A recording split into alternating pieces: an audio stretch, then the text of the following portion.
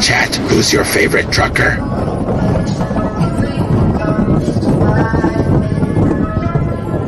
What's going on, Juco? Hit that like button or I'll gut you like a fish.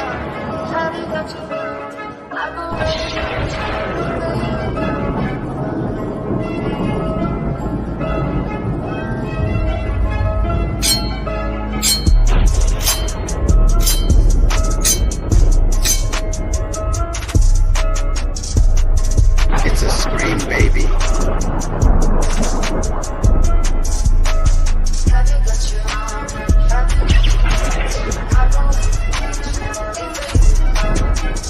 Subscribe to me.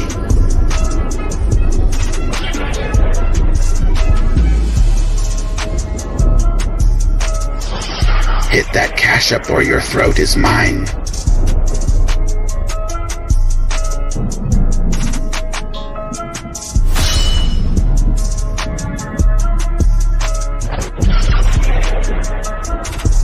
Vote for Trump.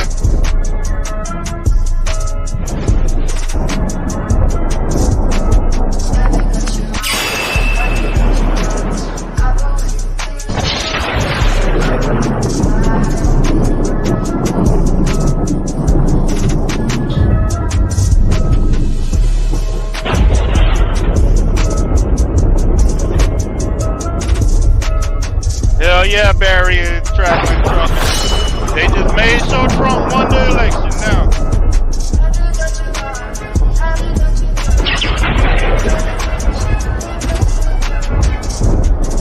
They're like, who's trying to take out our president? Trying to take out President Trump. But he's alright. He's okay.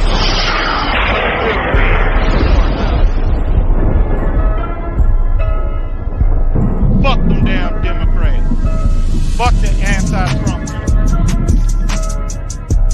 Fuck the deep state.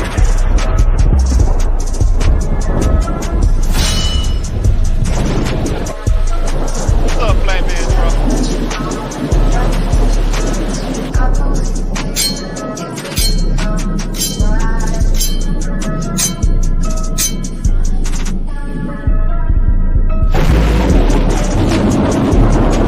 Won't even hit the light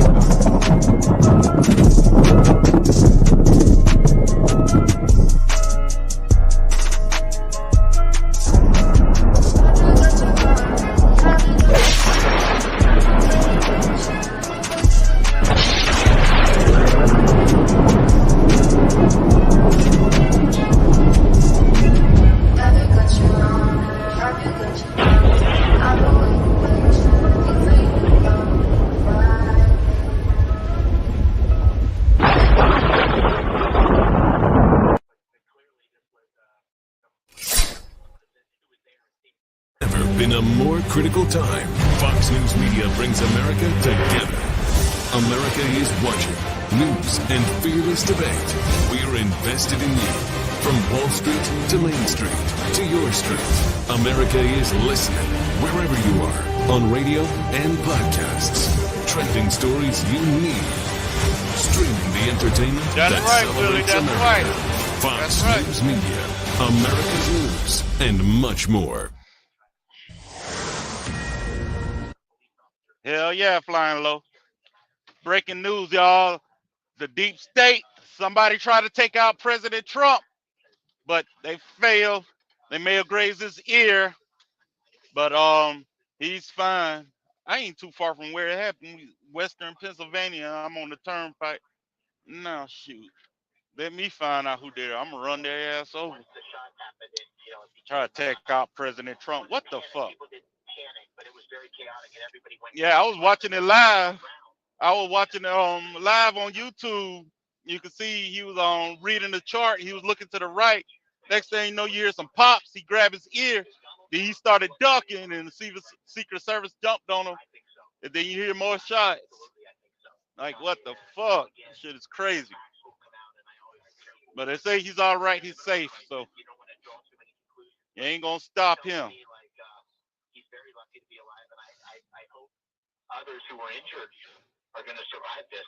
I mean, what the fuck? We try to pull some bullshit like this on our president. So thank you for your time. David McCormick is a Republican. He's running for the Senate seat in Pennsylvania, and he was there front row for that incident today. Sir, thank you again for your eyewitness account. Yeah, we want to check in with Lucas Tomlinson.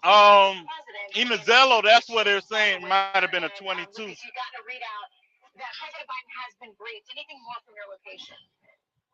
Fuck Joe Biden. He definitely losing now. Make sure y'all get y'all ass out. If you can vote early, vote. November 5th, make sure y'all ass vote. They talking about a Trump a threat to democracy. No, it's these fucking Democrats. And the following members of President Biden's team participated in that briefing, Shannon. Jeff Zients, of course, the president's chief of staff. Steve Ricchetti, assistant to the president, counselor of the president, and Annie Tomasinini, which is the assistant and deputy chief of staff. President Biden was attending mass just a few blocks from here, Shannon, when that incident and the reports of shots were fired at former President Donald Trump's rally in Butler, Pennsylvania, about an hour north of Pittsburgh. The president, it did not appear he was rushed out of that service. Hell yeah, Willie. USA, USA. I don't believe no shit like this. Try to assassinate the president. I wouldn't want Joe Biden to get assassinated. Like, what the fuck? Oh, you don't want to assassinate a candidate? Hell no. Either on paper or if the president will make remarks later tonight. All right, Lucas Tomlinson with the president. We'll check back with you, Lucas. Gonna send him a cash app. He needs a drink. Hell. Send both of us a cash app, me and Trump. Damn right, flying low. Damn right. They are the heroes today. Yeah, make sure y'all donate so I can donate to the Trump campaign. I already donate a few dollars now, but make sure y'all donate so we can donate some more. Donate to Trump. The fuck they gonna try to take out our president. I appreciate you, Willie. Yeah, I'm definitely woke now. Last night stream, I fucked up. I shouldn't have went live last night. I was tired, but I'm up now. I done took a 5-hour energy, something Joe Biden should have took. And I'm good to go. Let's go. Make sure y'all get y'all ass registered to vote and get out and vote. Don't worry about the polls. Get y'all ass out and vote. MAGA. Thank goodness right now is no speaker. They know they can't pull what they did in 2020 off, so they try to pull this shit just now. Try to kill the president. Reagan was the last president that was shot. This is very, very tragic for our country, regardless of where one stands on the political spectrum. Taking out your anger with violence. Oh yeah, you know that. Yeah, they're coming out with the conspiracy theories already, John. Like, who's gonna fake? Like, nobody. Yeah, he don't need to fake an assassination. He's winning. Yeah. I have a very dear friend who was shot in the head, an FBI special agent, and she is not with us any longer. So this could have, rest in peace to that FBI agent. This could have, if it was indeed a gun, which I'm sure that we all agree and understand that it likely was. Well, yeah, Barry. This could have ended very differently. I'll definitely even be better if y'all donate. But yeah, damn right. I'm up. I'm wide awake now. I'll be up all day today. I got a long load. I don't have my 5-hour energy. These Democrats, these losers piss me off trying to take out my president. I believe, again, without knowing anything, shit, I've been MAGA since Trump. I actually liked Trump even before he ran. But once he came down that escalator and they try to mix up what he said about illegal immigration, I was like, oh yeah, I'm supporting him. He calls out both sides. So it's the Uniparty that pulled this shit off. The Uniparty. The Democrats and Republicans who are globalists and anti-Trump. They the ones who pulled this shit off. What's up, 2-4? Even us, for that matter, to sit here in Milwaukee, Wisconsin. Gonna try to take out our president. Fuck no. It's hard to get around already, and the event is still Trump 2024, motherfuckers. They caught the shooter, GW. Do you keep an environment safe when you have 10, 20, 30,000 people in a field with 360-degree views all around a person you were trying to protect? That is extremely, extremely difficult. And I have to say that. And Trump's still going to be at the Republican convention coming up. because it is. This We look at it the starts shooting in Monday, Las but Vegas. everybody be in There was someone that was in a Milwaukee hotel tomorrow. room firing What's way up, far Trouble? off in the distance. Nowhere even Hell near yeah, this where shit that is crazy concert right now, occurred. bro. We all recall that awful mass shooting in Las Vegas. Again, this could have ended very, very differently. But everyone's all hands on deck. And like we said, the Secret Service goes in before, because I've worked with Secret Service, I've done events with them. They go in and they sweep the entire facility before, a former president is coming in. I guarantee that area was swept, it was looked into. Everyone had to, go through metal detectors. You can't play around. You got to make sure Trump wins this election. But you're right. Because they know they don't, them Democrats checking around the shots with Secret Service taking them out. Damn right. He's so determined in his message that he's willing to do these rallies. He is a warrior. Nicole Parker, thank you, former FBI. Democrats pulling this shit because they know everything Trump's saying is right. Colleague Mark McCallum, Martha, your reaction as we are getting information that the former president seems to be okay. But what a shock to the system for Americans watching this play out this afternoon. Hello, Shannon, and what a shock indeed. Can't believe they try this bullshit. Incredible, awful event that we are watching play Yeah, out. well, I can't say all that, Trouble. I mean, we done had presidents assassinated and almost assassinated. To find out what happened. We all hear those initial. No, I wouldn't say it don't happen here. Of gunfire that may have come from Secret Service. We don't know. We just ain't had it to this magnitude since Ronald Reagan. Where they were positioned, but it appeared when the president clutched the back of his ear. It appears as if something is coming from behind him. And I looked really closely at the scene behind him. The people that you can see, at least, in the bleachers behind him, do not appear to all turn and look at one place of where this might have been coming from. So, this is video that needs to be looked at, obviously, frame by frame to figure this out. But the only good news right now is that the former president, I know, Trouble, I know. His own campaign's contention is fine. And thank God he's fine. But he's all right. To hear more about these others who are wounded. Is one of these wounded the person who started this incident, as it's being called? And we have to nail down exactly what happened here. But they have to say incident until they can officially confirm. Behind the former president, blood on his face, his fist in the air.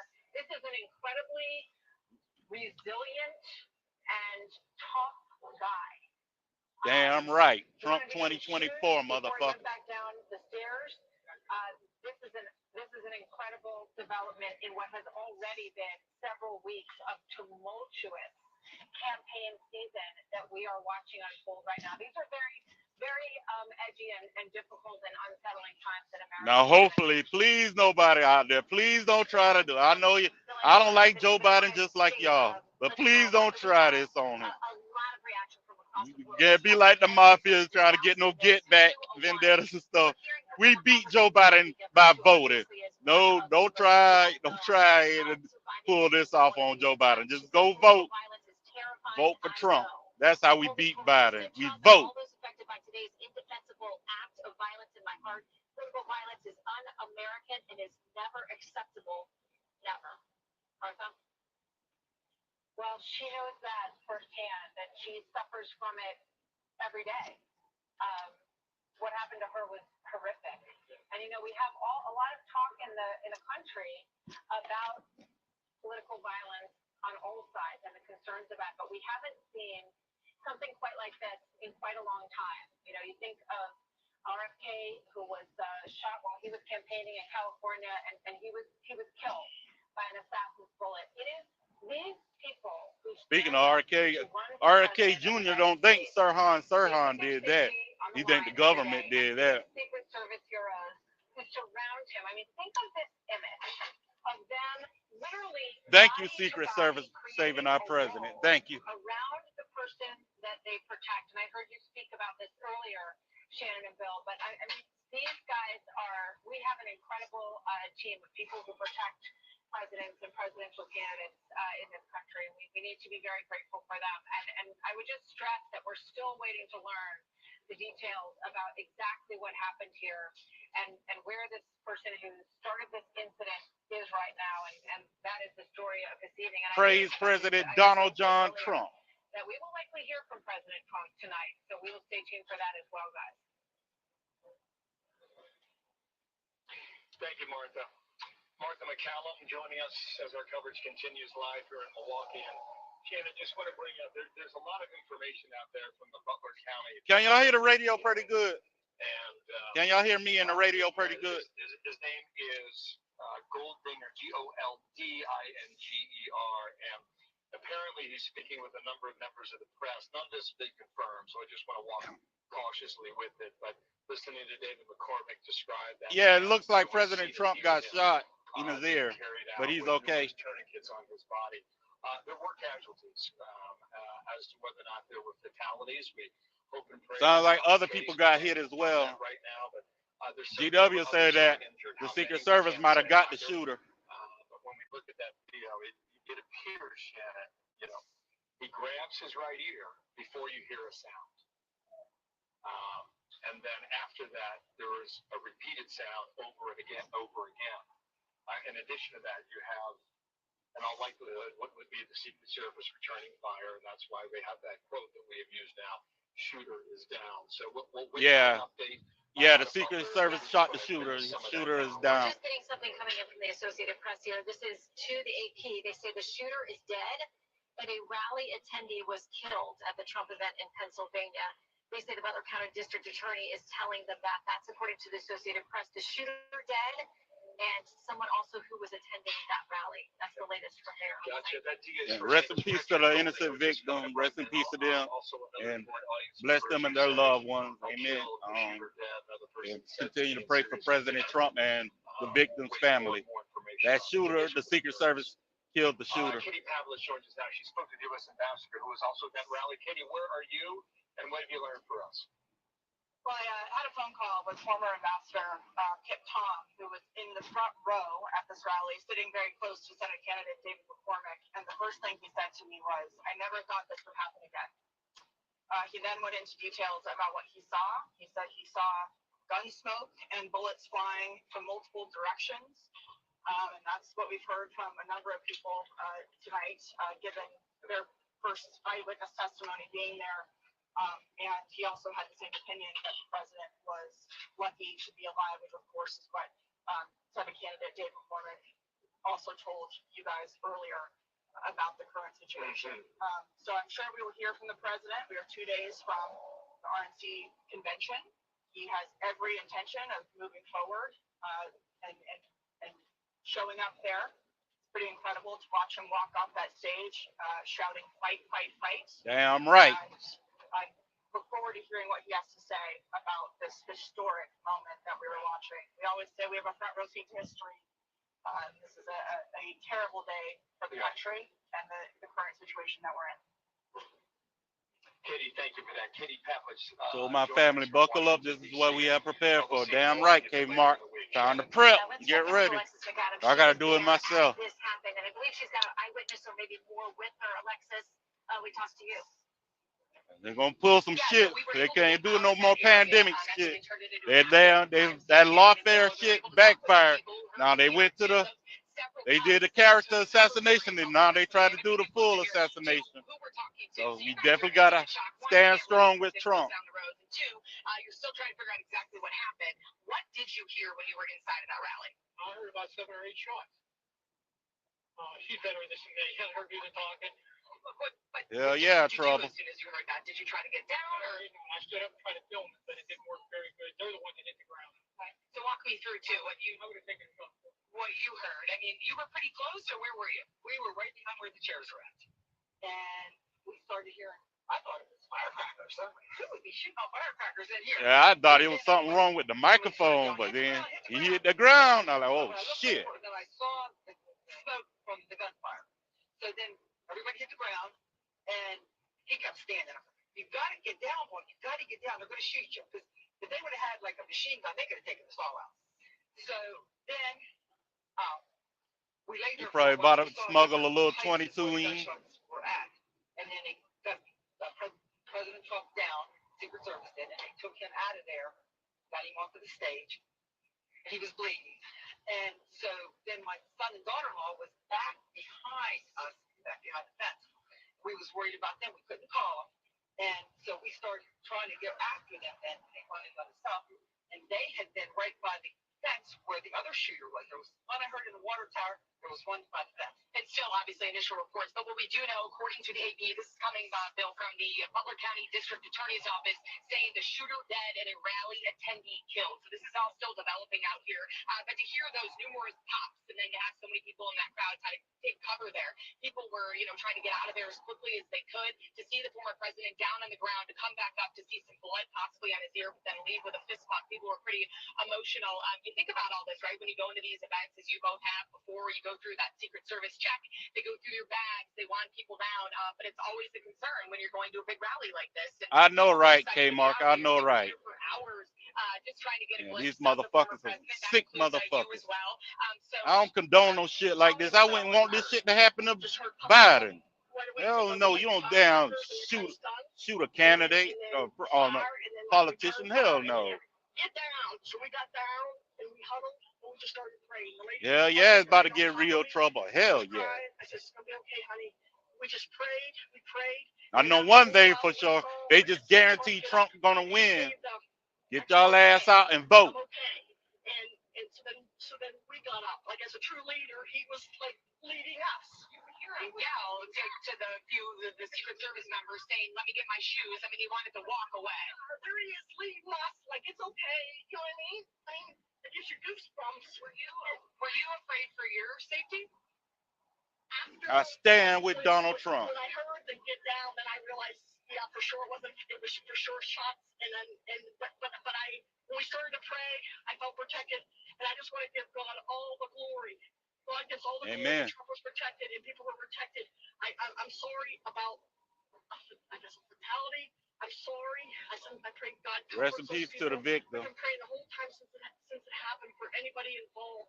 Did you see any blood on the former president when he got back up? I talked to ABC News, and they just said that there was. ABC News said there was someone in his ear, but they said that could have been from Secret. It may not have been his blood, and it may have been from Secret Service getting him down. Yeah, right, K-Mark. They said it might not have been Trump's blood, it might have been somebody else's blood. A little bit over here, just kind of Hit see his what ear. is going on here. This is where everybody was lining up, okay, before they went in. We're talking like 8 hours in the hot sun out here in Butler County, where these people wanted to catch a glimpse of the president. They were out here buying hats and doing everything they could to kind of get ready for the day. He was up there only for a few minutes, the former president, before this shooting happened. We were in the media area, and when we heard those pops, you kind of look around, you try to get your bearings and figure out what's going on. Then you saw the Secret Service really swoop in there and get into action quickly. The former president down on the ground behind that podium. We were talking with some law enforcement. Hell yeah, 2-4. This is crazy. What was happening? They were trying to survey, Bill, where these possible. Hold on, I gotta post something on Facebook. I'll be right back. It might look a little weird, but I'll be right back. And that's why people were wondering really what it was, because you couldn't hear it. It was like muffled. And so that's why.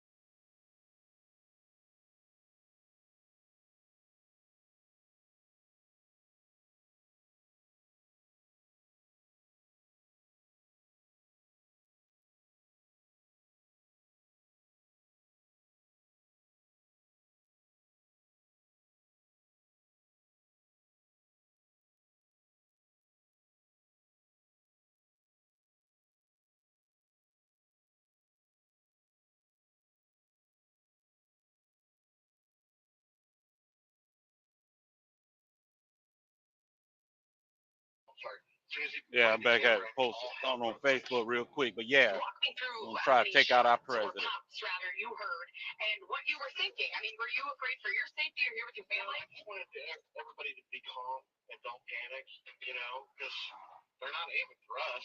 You know what I mean? I know, right, Barry? Yep. You came to this big rally. You think you Now think somebody about try to pull some shit like this. What the fuck? It just seems odd. Yeah. Well, to know though that there's that many people waiting here, and then they did check everybody. I mean, did you think the service, the Secret Service, did a good job checking people? Or was there anything that you know, did you bring in bags or anything? As good as you could expect. I mean, I was expecting a lot of people here, and that's what we got today. You know, so. What would you say to the former president if you could talk to him? We love you, and we'll back you. We're backing you. Were you worried that he was badly injured when you saw him hit the ground? At first, I didn't see him hit the ground. I just was mainly trying to get people not to panic and overrun each other. I mean, in a situation like that, everybody just wanted to scatter. Did you get out pretty quickly? I mean, there were a lot of people that were pushed into that. Yeah, I wasn't worried about getting out quickly. I just wanted to, you know, the people around me to be safe. You know, I mean, that's all you can hope for. Knowing how much is going on in the world, and when it comes to politics, I mean, it's like you can't even, people get mad at their neighbors, they get mad, they lose friends over politics. Do you ever worry about kind of coming to these rallies and being unsafe? This is my first rally, so, I mean, what an experience before everything happened. But, I mean, people are going to do what people do, man. Okay, well, that's what we're hearing out here. Thanks for talking to us. We'll send it back to you. Alexis, thank you very much. Really great stuff, Alexis. Thank you. We'll get back to you in a moment here. There was a lot of reaction coming in, Shannon. We just want to rifle through a little bit of what we're picking out. Robert Kennedy Jr., who's running his own campaign for the White House in the summer of 2024, sent out this on X a moment ago. Remember, this is a young man at the time when his own father was shot and killed in Los Angeles in 1968. He said, now is the time for every American who loves our country to step back from the division, renounce all violence, and unite in prayer for President Trump and his family. In addition, former President George Bush, 43, he said, we're grateful that President Trump is safe following the cowardly attack on his life. Here's another one from Team Trump, and Stephen Chung, who is in all likelihood traveling with the president, was with him there today in Butler, Pennsylvania. Quote, he says on X, President Trump thanks law enforcement and first responders for their quick action during this heinous act. He is fine and is being checked out at a local medical facility. More details will follow. We'll try and get more reactions as we move through the evening here. There is, you know, Shannon. Butler Valley, 18. Yeah, I ain't that far from this. I'm up and around the Pittsburgh area right now on 76. Report now and what we can't. There is a video out there that shows an individual lying on a rooftop and not moving. The suggestion is that could have been the gunman. We have no confirmation of that. But if that was from a certain distance away, a person with a firearm, with a long-range rifle, would have been able to reach that stage fairly easily from that location. Might have been a sniper. So we'll wait for more information from authorities, and we'll be patient as we go. Yeah, we will. And we do know from local authorities there on the ground are telling the Associated Press that the shooter is down, that another attendee was killed. There are others, at least one other, we believe, in critical condition. We're also hearing from the former Speaker of the House, Nancy Pelosi, who has walked through this political violence with her own family, her own husband attacked in their home out in California. She says it's one whose family has been the victim of political violence. I know firsthand that political violence of any kind has no place in our society. I thank God that former President Trump is safe. As we learn more details about this horrifying incident, let us all pray. And it goes on from there for those who are protectors, for those who are still first responders who are now in the middle of this. What don't unalive you will make you twice as strong. Yep, that's right. With the uniform voice. Yeah, well, I don't know. They're saying that they're checking him out at the hospital now. He's okay, but they're saying it might have been one of the agents' blood that might have hit his ear, actually. So we don't know yet. You know how first reports are. So, welcome to our coverage. Your observations based on your own experience. But the shooter is dead. Shooter's unalive. Attendee is unalive, and another one is in critical condition. But President Trump's being checked out. He's okay. He's fine. That apparently minor wound to Donald Trump. Now, if the incident is indeed over, starts the backward swirl, right? You got to figure out how this person was able to do what he or she did. If they did it from inside the perimeter, how that happened. We are getting some reporting, Bill, as you've mentioned. You're welcome, Will. Came from outside, might have involved a long gun. Might have been a sniper. Okay, well, those situations secured, and why not? But then there's going to be a deeper scrub and a simultaneous investigation here. That is, did this person leave a footprint? And I would guard against looking on social media and taking viral reporting. I know, right? We don't know yet. As I mentioned earlier, you have to be very circumspect with this stuff. But that said, very often people who do this kind of thing do leave a pretty good footprint. And we need an investigation into how that happened. And let me go even further. That investigation needs to be transparent. We can't have the kind of stuff where we have a transcript that Merrick Garland doesn't want to, or rather a tape that Merrick Garland doesn't want to release. You know, we've been saying on this network that a lot of these groups, Antifa and some of the groups that have been occupying the campuses, et cetera, who appear to be quite radical, we need federal investigations, RICOs and other kinds of collusive investigations to take them out, figure out why they're doing, how they're funded, et cetera. And we've got none of that. And, you know, I don't want to start placing blame now. We don't have all the facts. But what I would say is that whatever's done in response to this from federal authorities, and this will be a federal investigation, that has to be transparent because, you know, there's enough distrust on both sides. And we need to know what went on with this thing and what's going to be going on going forward. Indeed. Paul, thank you. Stand by. We'll get more momentarily. But Shannon, right now, we go back to someone who was there. Me too. John David Longo is the mayor of Slippery Rock, Pennsylvania. Mayor, we understand you were at the rally. Thank you for joining us. What can you tell us from being there on the scene? Man, this world is fucked up. People so divided thanks to the libtards. Hell yeah. Mayor, are you there? After Trump wins, I'm having a kegger. Damn right, Flatbed. Damn right. We'll do our best to try and make a connection with him yet again. Paul, one of the things that we were talking about earlier. Yeah, I watched the shit live. I had it on. I was watching his channel on YouTube and listening to Fox. You see, he was talking. You know, he was asked them to bring up a chart about the border crossings, and he was reading it. And the next thing you know, he started touching his ear. You hear pop, pop, pop. Then he hit the ground like, oh shit. I was thinking something might have been wrong with the microphone. Then he hit the ground and Secret Service jump on top of him. I'm like, oh my God, some shit going on. They try to take out our president. When you think about rallies that go back 8 years, Paul, 8 years. Yeah. I mean, look, it's very, very difficult. You know, Alexis has spoken about the fact that they did do bonding, which is generally very helpful, has a prophylactic effect. You can see that. And so they say, you know what, I can't come in with anything if they ever had a desire to. But the truth of the matter is that when you have an open air situation, yeah, they might stop these open air rallies. It is hopeful, all right. And there are weapons these days that can even defeat bonding. I'm not telling you to stand anything they don't know. The response now is going to be very telling. I can tell you that here in New York City, the NYPD is deploying heavy units in and around Trump Tower to make sure there isn't some copycat stuff. And you have to think of maybe even response stuff. You know, are people on the other side going to just jumped on somebody who was shooting at Trump? Is that's what you just said? Yes, sir, Justin. Somebody tried to take him out, but he's okay. The shooter is dead. An attendee is dead, and another one is in critical condition. And Trump is being evaluated, but he's okay. Thank you. Got a statement now from the former president, Barack Obama. It reads this way. There is absolutely no place for political violence in our democracy. Although we don't yet know exactly what happened, we should all be relieved that former President Trump was not seriously hurt and use this moment to recommit ourselves to civility and respect in our politics. Michelle and I are wishing him a quick recovery. End quote. Let's go check in with Alexis McAdams again. She's been there on the ground as all of this occurred and has talked to a number of witnesses and people who I'm sure, Alexis, are still in a bit of a state of shock. Yeah, and that includes who we're talking to right now, Blake, who you were inside. We actually talked with him, Shannon, earlier when you were doing special coverage. You were up on the stage, grabbed you up, and then we all got pushed out by Secret Service. But walk me through what happened. You were really close. You're a delegate for former President Trump, so you were pretty close to that stage. What'd you hear?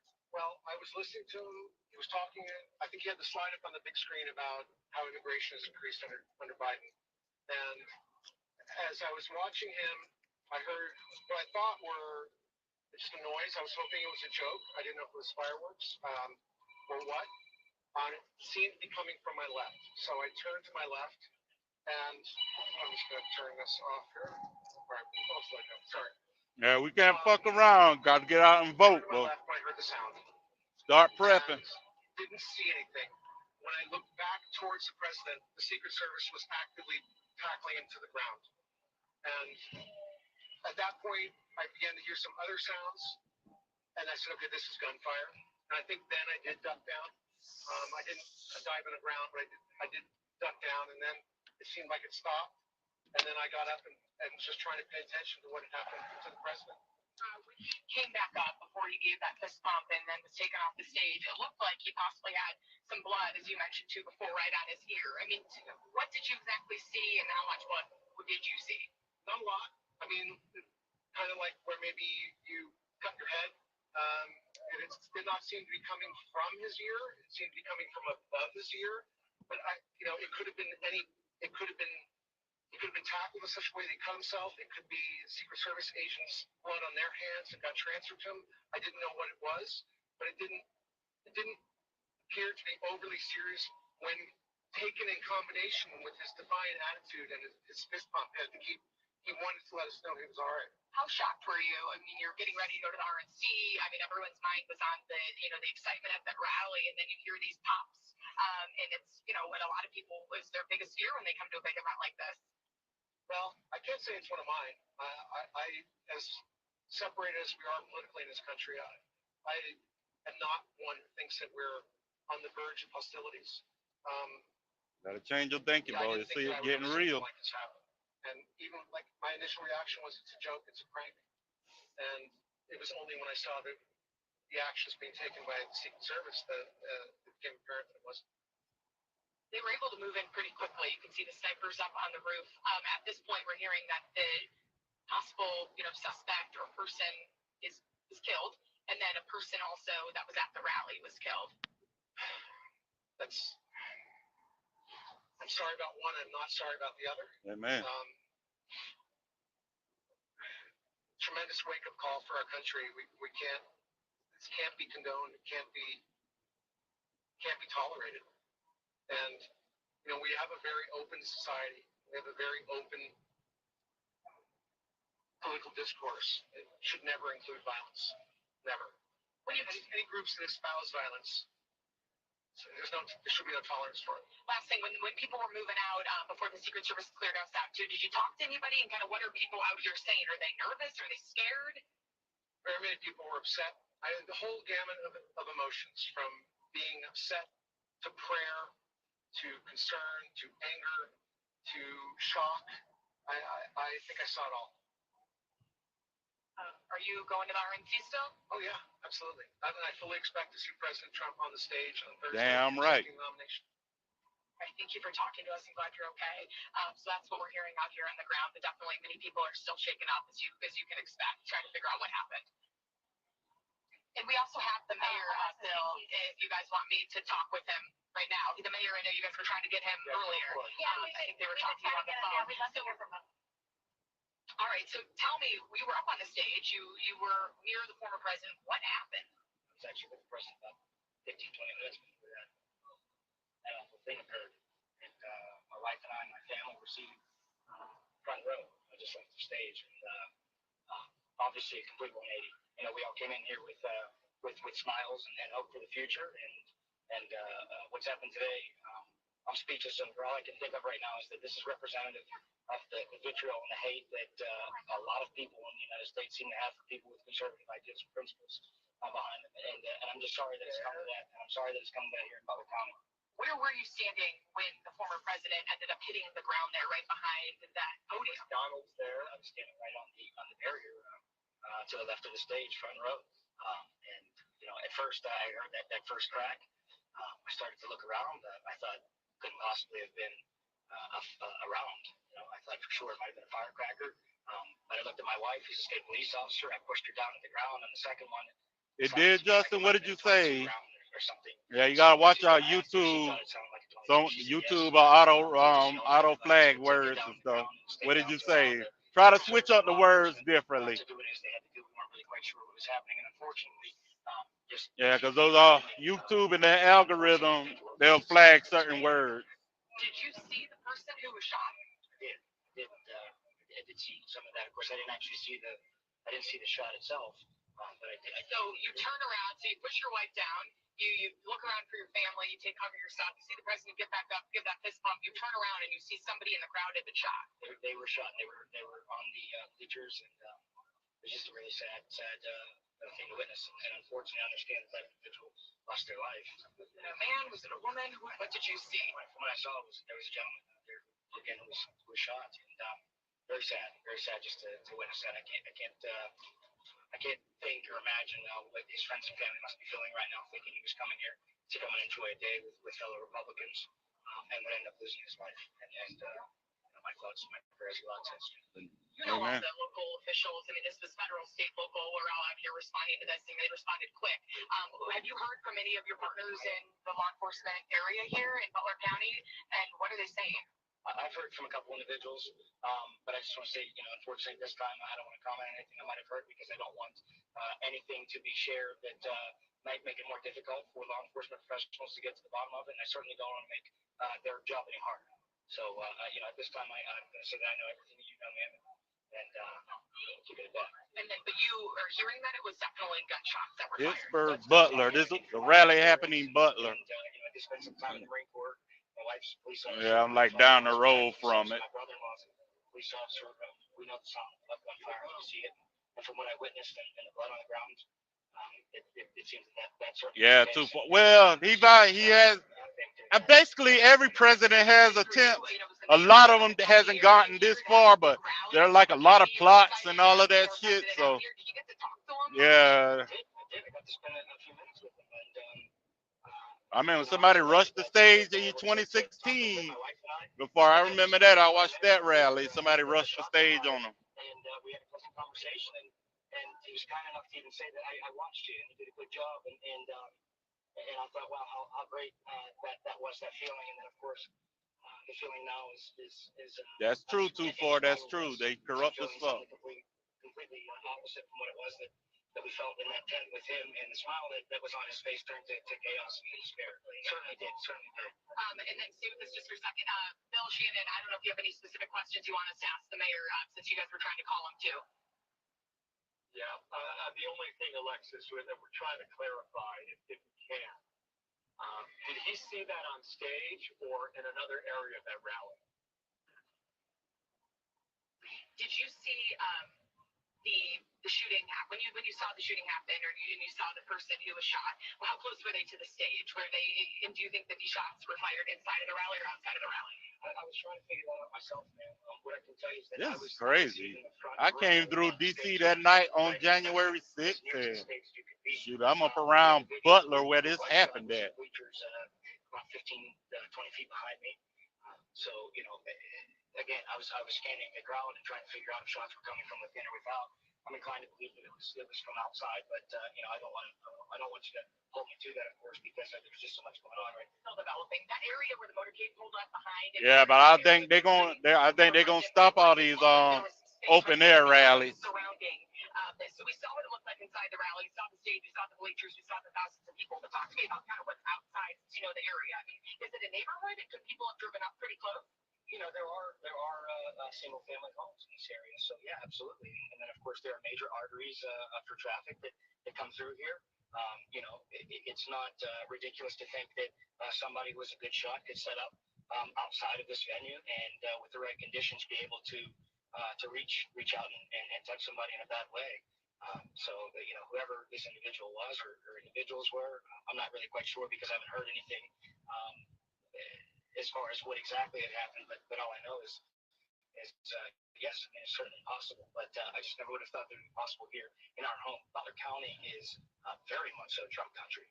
We adore the president. He was very good to us during his tenure in office, and I never would have imagined that him coming here to Butler County would have meant that he would have had to experience this. And I'm glad that the president's safe. I heard that he's doing okay now. But again, I just want to go back to that individual who lost their life today. That individual came here looking for hope and inspiration. And and unfortunately, it's going to be. What are you trying to say, Trouble? Sees what happened here today, and it's inspired to action. And when I say into action, I mean to prayer, to vote, of course, to bring God back into our society here, because this is the act of a godless society that we saw today. Thank you for talking to us, Mayor. I'm glad that you're okay. Glad your family's okay. Unfortunately, as you just heard, one person who was at that rally confirmed dead. According to local officials, we're still trying to figure out exactly what all played out here. All right, Alexis, thank you so much for all that on the ground coverage and with the witnesses there. Bill, and you and I, as I remember years ago, were doing the morning show the morning that Congressman Steve Scalise was shot.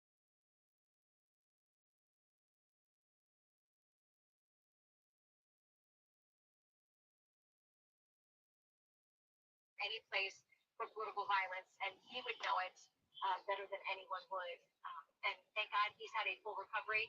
It seems like President Trump is in a much different situation, by all accounts doing fine, defiantly raising his fist and wanting to let that crowd know he was just fine as he was leaving, as we continue to get a reaction for you, Bill. So before that Butler, Pennsylvania rally was underway, the president left his home in Mar-a-Lago, Florida. Our own Harris Faulkner was with him, and Harris sent this message to us and a couple pictures that I'm in West Palm. Spent the day at Mar-a-Lago with President Trump. Was with him minutes before he left for PA. He was so excited to see the voters in Butler, PA. He joked and told me our extended interview, quote, will be a ratings grabber. Please play it for the people, Harris, end quote. Harris concludes by saying, pray for our nation's 45th president of the United States. More reaction to Gabby Giffords was a Democratic congresswoman from Arizona. She went home for a Saturday morning appearance. Yeah, I remember that when Gabby Giffords got shot, and that was fucked up too. Like, so crazy ass dude. She was always one of these members of Congress who was always willing to talk about the issues and come on the air and debate them, and she always did with a smile. And then later, with the now Senator Mark Kelly from Arizona, her statement is this: political violence is terrifying. I know. I'm holding former President Trump and all those affected by today's indefensible act of violence in my heart. Political violence is un-American and is never acceptable. Never. So we're told now, of course, this is a federal investigation, that the U.S. Secret Service is handling this, and all of our questions about what happened there today go to them. I believe Congressman Byron Donalds, the Republican out of Florida, is with us. Congressman, your thoughts at this moment we have reached in our political climate, so inflamed, and what appears to be an attempt to take out a former president? My first thoughts are, relieved and grateful that President Trump is okay. Oh, try to get a YouTube, it will let you in. I see your comment. I don't know what happened, but yeah, you popped up on. I see your comment. Talk about these issues in inflamed tones, but there's no excuse for violence. Trying to assassinate a president, former president, elected official. There's no place for that whatsoever. And I know the Secret Service is going to do everything they can to continue to protect President Trump. I think my third thought is Americans need to get out and vote.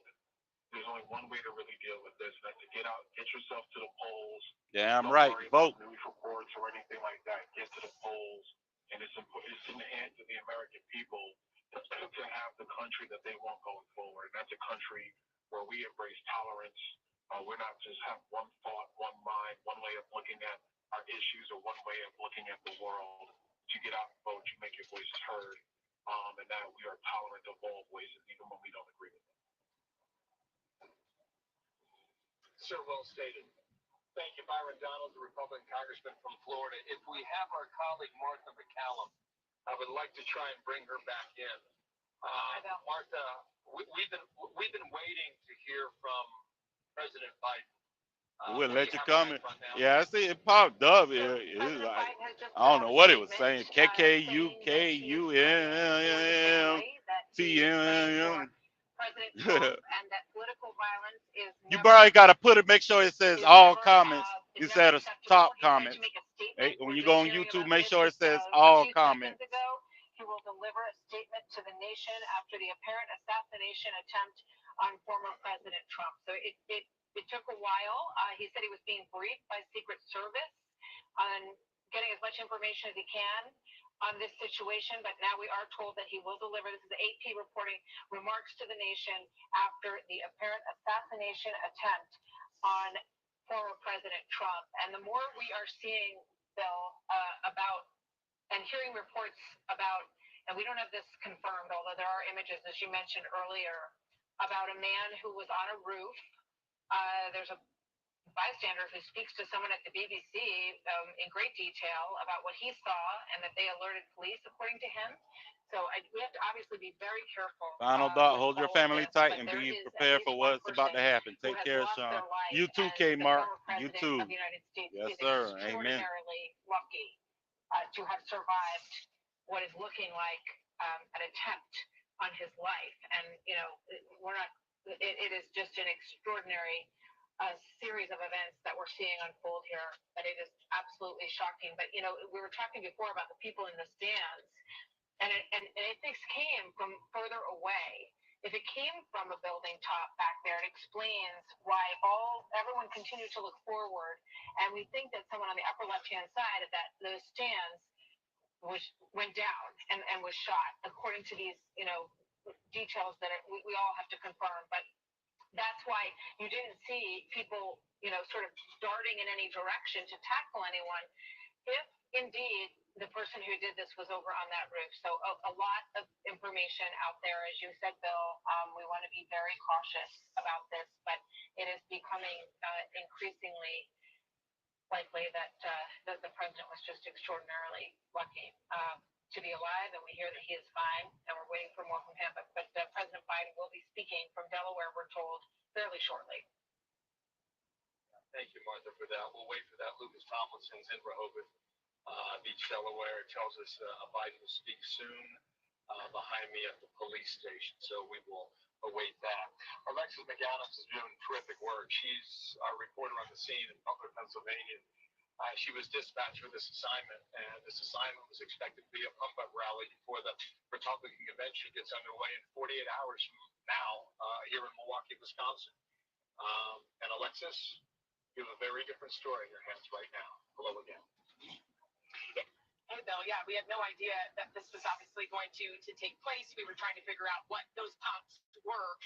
And when we were up on that media stage, you know, I was standing there watching the former president talk about immigration, and he was actually referencing a big graph and saying, like, look how many things have changed under the Biden administration, and this is why I'm a good choice. And then all of a sudden, you heard all these pops, which now we are hearing from law enforcement sources for possible gunshots. So we're trying to talk with people who were inside of that rally, Bill. I'm just going to check in with people as we develop your live with this coverage. So you were inside. What exactly did you hear, and what did you see? So we heard something that sounded like a firecracker, and we turned around, and there was people behind us, and it was two of our guys, I think, and can't wait for shooting back. And then we seen a guy inside the crowd here, probably 15 away from us, get shot. They said it was a casualty. But He was dead, and somebody else do got it play the shot, and then conspiracy theory, because our guys were shooting. this is actually one of the conspiracy theories in the JFK. What if the person wasn't actually targeting Trump, was targeting somebody else in the crowd? I mean, there is a conspiracy theory that Oswald, well, you know, there's millions of them, but one of them is that Oswald was actually targeting the governor of Texas and not Kennedy. So who knows? It could be some of anything. We were getting shot by the people right behind us. They were actually protecting us, shooting the shooter. And where was the shooter, according to what you're seeing, and when you were there? The shooter was up to our left, probably, I don't know, 40 feet away or so, up on top of that building, whatever it was. Yeah, but the possible shooter, whoever possibly fired. Got shot. I don't know if he had whatever. Somebody said he was pistol. I'm not sure if that's true or not. But somebody in the crowd got shot from our guys, or somebody, I don't know. Whatever. Somebody on the building. When you heard those pops, It was Secret Service up there as well. From in the crowd, outside of the crowd, outside of that fence near the retention pond? It sounded like it was 20 feet behind us, right outside the fence, right there. I mean, it was literally 10 feet behind us. The guys that were our guys were 15 feet behind us. We literally watched them shoot back. I mean, they were right there. How many shots did it look like the law enforcement fired at a possible shooter? 2 to 4. I mean, there's at least two different sets of shots. You can hear 2 different guns. There was 4 shots from at least one and 2 shots from another gun. You could tell there were 2 different guns I could hear. I don't know which was which. It was hard to tell which was which. I think it seems you could hear the bullets, and then you see people. Somebody got shot, and you actually, yeah. Okay, well, thank you. Glad you're okay. But that's what we're hearing. At least one person shot in that crowd has died, according to the Butler County District Attorney. But we'll keep you posted on what else we hear.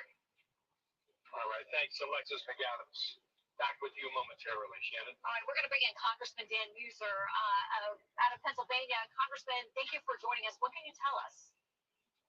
Hi, Shannon. Hey, much prepared with a quiet act.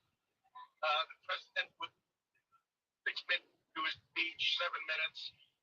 Next thing you know, we heard gunfire.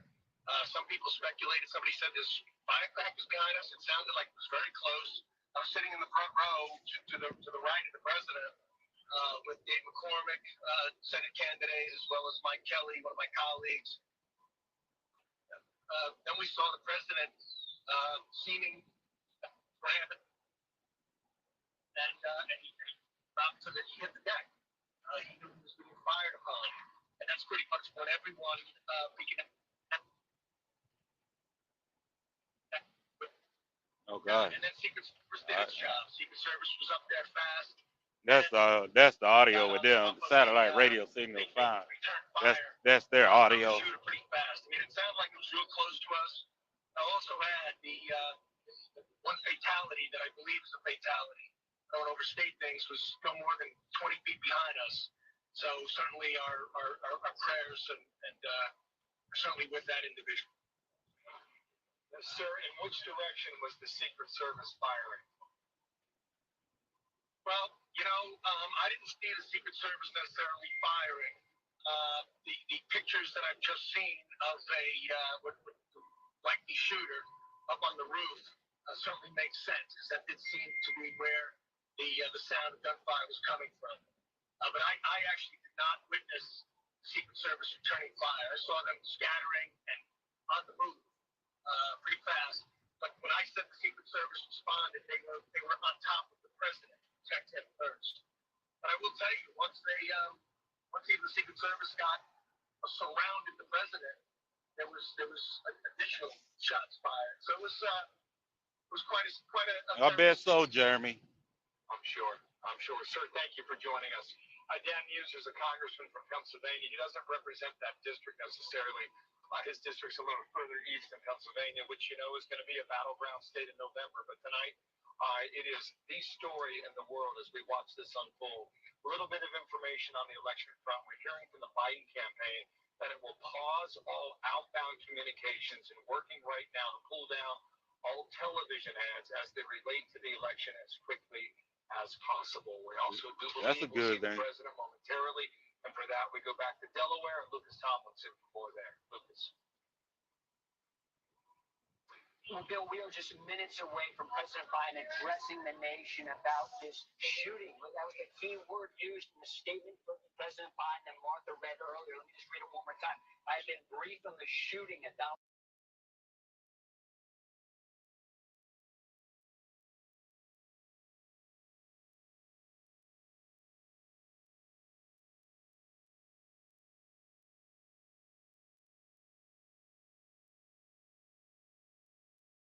From President Biden addressing the nation after the school. I don't know what's going on. I don't know why it's acting up on YouTube for you, Trouble. I don't know. Okay, thank you, Lucas. Are you making sure it says all comments? Trying to get more information directly from. Because I can see where you comment from YouTube. It's saying it's like a whole bunch of letters. Pennsylvania, and as soon as we can get that, we'll pass it along to you.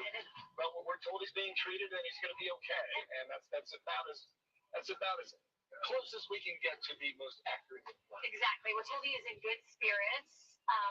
Let's bring in Guy Benson and Charlie Hertz. They are here with us in Milwaukee, and again, as you guys were gearing up for our coverage here, a shock of the situation this afternoon as we learn more and more details trickling in.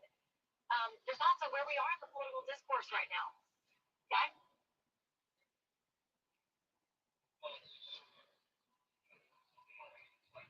Prepare for this event, a major convention starting in a couple moments here, and then all of a sudden these reports come in and it doesn't feel like it's real. Then you see instantly in this age footage of it because it was an on-stage rally. So Yeah, that shit was crazy. I saw it live. He was reading off the screen about the border crossings. And he's like, hold his hand. You hear the pop. He hold his ear. And he hit the floor, and the Secret Service jumped on top of him. People started screaming like, "Oh shit!" One we've heard, just a bystander, someone who went to this rally, and perhaps having a collective sense that it's time to tone down our rhetoric across the spectrum. But there's going to be a lot of, I think, discussion about how President Trump has been portrayed, the rhetoric about him for not just days and weeks, months, years, some of it extremely vitriolic. And at some point, once we have all the information, which we don't have yet, I'm sure, that is a very difficult and fraught conversation that is going to happen, perhaps at high decibels, for quite some time. Hey, we were given a 2-minute warning from Joe Biden, so I may have to interrupt you, Charlie. I'm going to get a little more information. Jackie Heinrich is saying that her law enforcement source, shooter was killed by Secret Service counter sniper team. If you have a sniper team that's responding that is some distance away, Charlie, go ahead, but I may have to interrupt you. Yeah, I couldn't agree more with everything Guy just said. Thank God the president appears to be well during the campaign, that he is in good spirits, and that he is visiting with doctors as a precaution at this point. I hope, and of course, an unspeakable tragedy to think of a citizen going to participate in a public. But I think Joe Biden about to speak. Shirley, I hope when I get back to the telephone. Look, there's no place in America for this kind of violence. It's sick. It's sick. It's one of the reasons why we have to unite this country. We cannot allow for this to be happening. We cannot be like this. We cannot condone this. And so I want to thank the Secret Service and all the agencies, including the state agencies. That's a nice chick. Got a nice booty on that bike. People she getting it in too. Relative to other people maybe injured in the audience. I don't have all that detail. We'll make that available to you. Maybe I'll come back a little later tonight. But put out a statement if we don't. If I'm not able to get it, it's not convenient for you all. The bottom line is the Trump rally was a rally that he should have been able to be conducted peacefully without any problem. But the idea that there's political violence or violence in America like this is just unheard of. It's just not appropriate. I mean, everybody must condemn it. Everybody. I'll keep you informed, and if I may be able to speak to Donald, I'll let you know that as well. So far, it appears he's doing well, number one. Number two, investigating what happened to anyone else in the audience. We got some reports, but not final reports. And every agency in the federal government, and I'm going back to my phone to speak with the federal agencies that are being put together again to give you an updated briefing. If anything happened, they learned more in the last couple hours. So thank you very much, and I hope I get to speak to them tonight, and I'll get back to you quite soon. Mr. President, do you think it was an assassination attempt? I don't know enough to. I have an opinion, but I don't have any facts. So I want to make sure we have all the facts before I make some comment. Thank you. Are you worried about that safety? What's the security failing the president?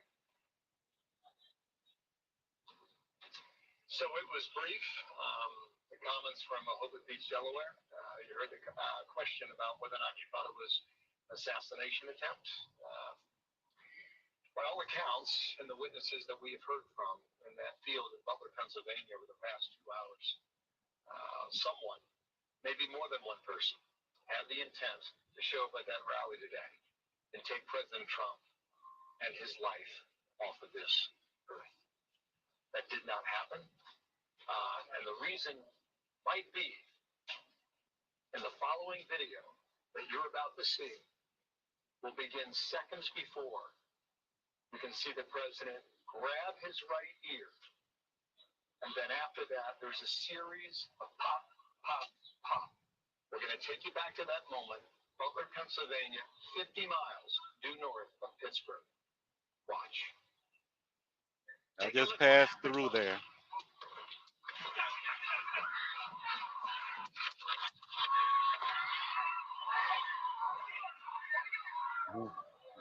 Yeah, Trouble, he was up. Warm milk and ice cream.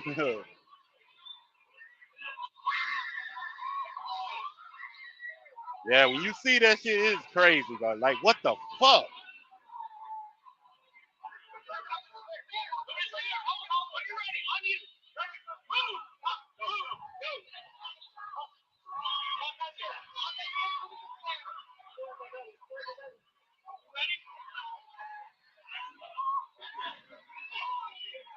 Yes, I was watching this on YouTube. I was watching it on his YouTube channel. I was listening. I had a YouTube channel turned down, but I was listening to it on Fox while watching it.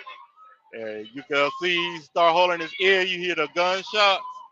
Then he ducks down, and then the Secret Service jumped on top of him. Hell yeah, Trouble.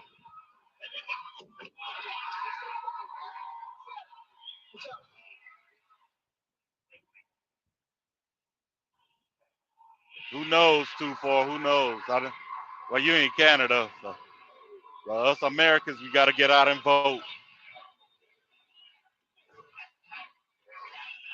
USA, USA, USA, USA, USA, USA, USA, USA, USA, USA, USA.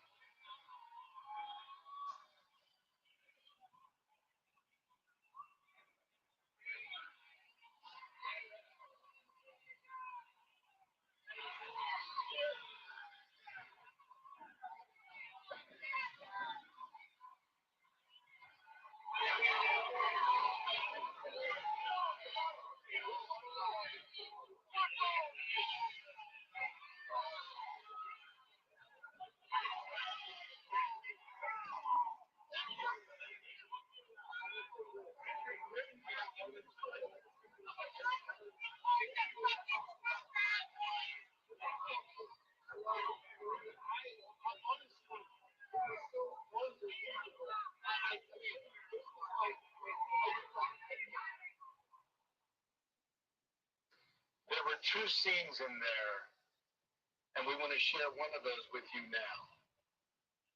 There's an iconic photo, including this one, of the president with his fist up in the air, which appears to be the time when he shook the Secret Service off and looked to the crowd and pumped his fist in the air.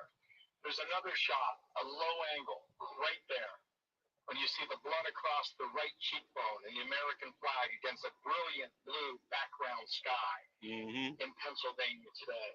There was a third moment we saw, Shannon, the video of him getting in that SUV, and before the door shuts, I don't know. I don't know who it's gonna be yet. If it's Rubio, he would have to move out of Florida and probably resign his Senate seat. Get my shoes. It happened at least twice, maybe three times. The president is likely alive at this moment by mere centimeters of a bullet that apparently grazed his right ear. Yes, Tattoo Trucker hit the cash out. Actually, there was more in here too. It's been up. It's been going back and forth, Tattoo Trouble. You Democrat. Tattoo Trucker, you're a cuck. Hit the cash out. Matter of fact, Tattoo Trucker, I'll drop the link. Hit the link, bitch. You got 5 minutes to hit the link or hit the cash out. Tattoo Trucker, you got 5 minutes to hit the cash out or hit the link. At least by all reports in good spirits that he is fine and safe. That's what we've heard from Secret Service and from his campaign as well.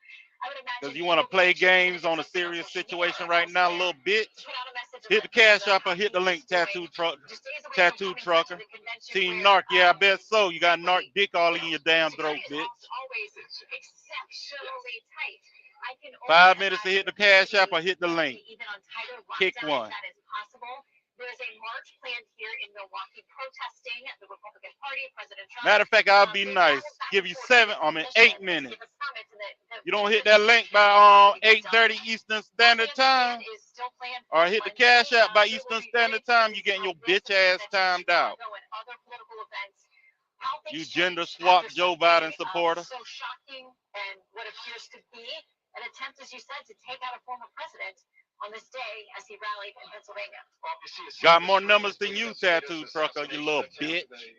President Joe Biden said during his statement that he may come out again tonight, if appropriate, was the suggestion. That's why you're an incel now. Butler, Pennsylvania is a town of about 13,000. Butler, Pennsylvania as a county is about population 200,000. This is north of Pittsburgh. Oh yeah, they talking about the governor of Virginia too. That would be nice too. Become the backbone of Donald Trump's political career. Rural America has hitched their wagon to his Damn right, and Team it all Trump, started Trump in 2024. November of Hit the link or hit that 2016, Cash App, got tattoo stronger trucker, you little of, bitch. The election of 2020, and this is the reason why running a campaign, trying to take back the White House, the president would go to a place like Butler, Pennsylvania today before tens of thousands of people. Yeah, and knowing what a prize it is, the vice president was there today in the Philadelphia area. The first lady was there in Pittsburgh today. It is a prize, part of that blue wall that the Biden team has talked about they need to win. And if the Trump team thinks they may be able to pick off this time around. Meantime, on the political front, as we talked about moments ago, the Biden team taking down all outgoing political advertising, commercials, essentially a pause on what we are looking at in the middle of a very heated campaign season. I believe that we have Congressman Steve Scalise with us, who is a survivor of political violence. And Congressman, Bill and I were working together the morning you were shot. And thank God every day that you have recovered. But I got to ask you how this sat with you today watching this play out. Although it was difficult to watch, you know, it brings back a lot 6 of minutes, emotions. tattoo trucker. Better hit that 5 minutes, tattoo trucker. Hit that link or hit that Cash App before you get your ass timed out. You fruit booty ass bandit. As we see now, I mean, it was a clear assassination attempt. I think there was maybe some divine intervention in preventing that from being much worse than it could have been. There were other deaths, right? There were all of those that were injured or killed innocently. You know, the shooter was down, and you know that you saw law enforcement take swift action, and we saw that too on the ball field. Law enforcement is the first to go run towards the danger. They did it today. They did it on the ball field, and that's one of the things that keeps more people safe when evil people show up to do things like this. And there's no place for it. There's just no place for violence in our politics in America, and we can never accept it. We all need to forcefully denounce it. A statement from the FBI a moment ago, sir. FBI personnel are on the scene in Butler, Pennsylvania. The FBI will continue to work jointly with the U.S. Secret Service as the investigation moves forward.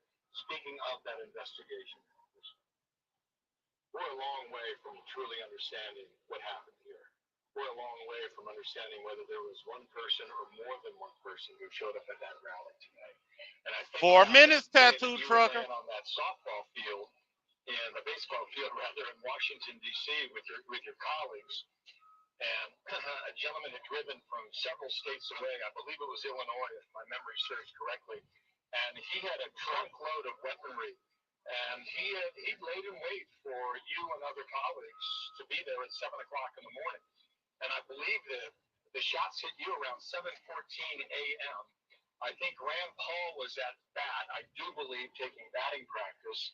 And Brad Wenstrup, a Republican colleague of yours who did time in Iraq, he's a doctor by way of he's an expert in podiatry, and he was the one who attached the tourniquet to your body and likely saved your life. And I imagine there's a day that that's a real riot. You don't think exactly of that. Oh, look, Brad is a hero of mine, Brad. If he would have left early like he does some practices to go to his office, he had a meeting that got canceled, so he stayed later than he normally would have. Otherwise, I might not be here right now.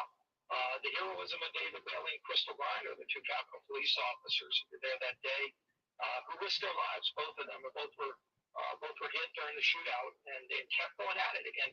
Risked their life to protect mine and everyone else's. I mean, the shooter's intent was to take out every Republican on that ball field. There would have been over a dozen members of Congress killed that day. But God was there too. There were miracles that happened that day. A lot of prayer. 3 minutes left. 3 minutes left, Tattoo Trucker. Hit the Cash App or hit the link. That night, Donald Trump came to the hospital to check on me, just to console my family. And that was his birthday. He left the birthday party to come and check on me. And just the kind of person he is. I texted him a little while ago because he's a special man. He's a strong man. I know that. But he's a caring person. He cares about people. He cares about this country. And, I know there are a lot of prayers going out to him right now, as well as to the families of those who were also injured and killed. Just one more question to you, sir. Thank you for being with us here.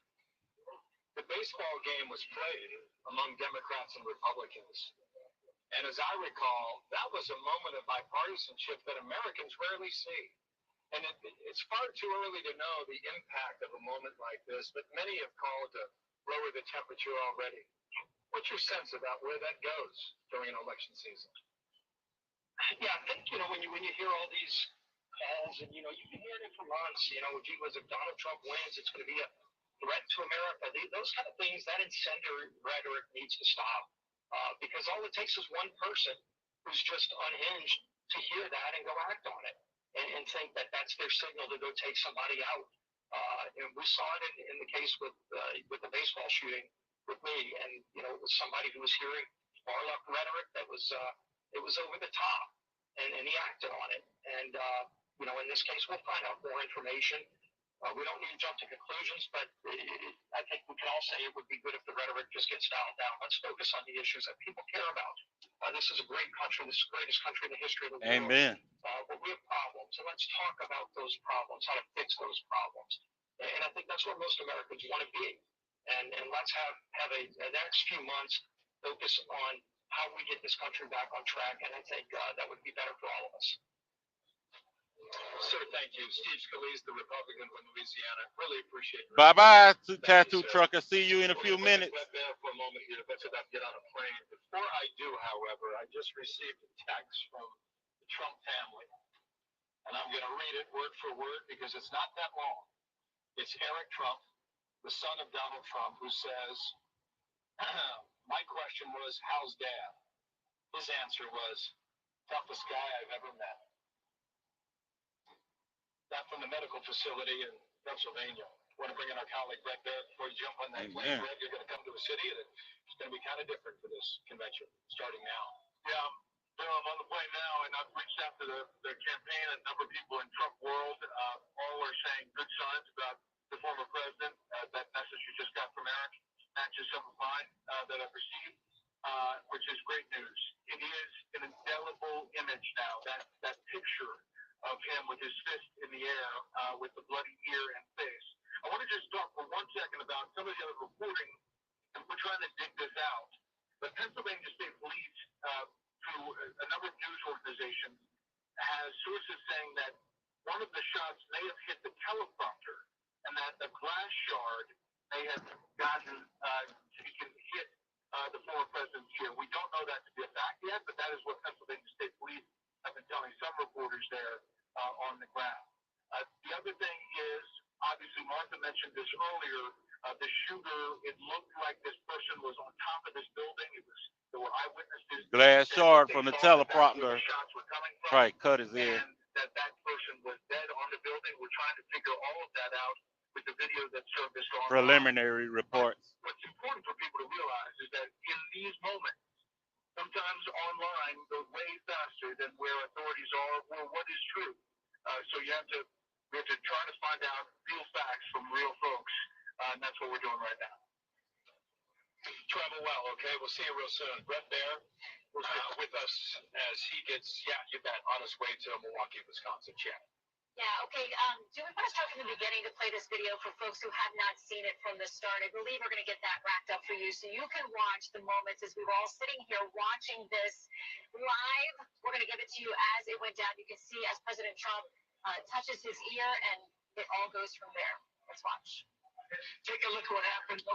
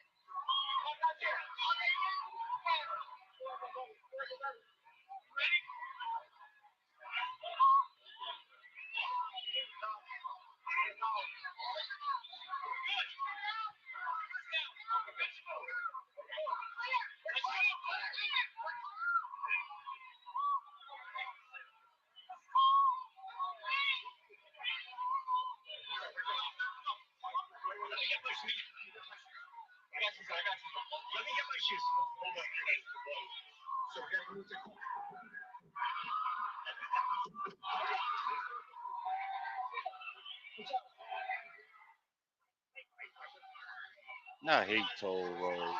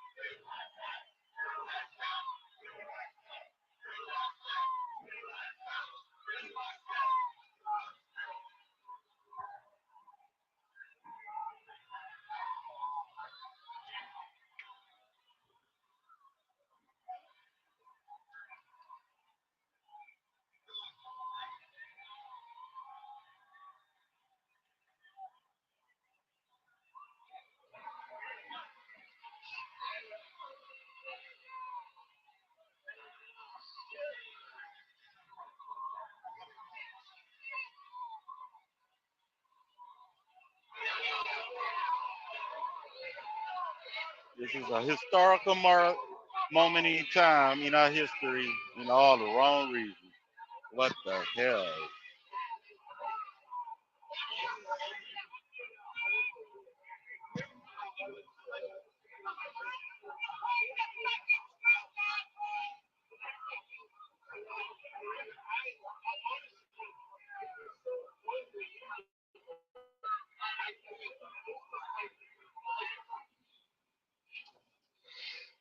Right, you have watched there the recap of what happened as President Trump was under attack, essentially there at this rally in Pennsylvania. We are told that the shooter is dead.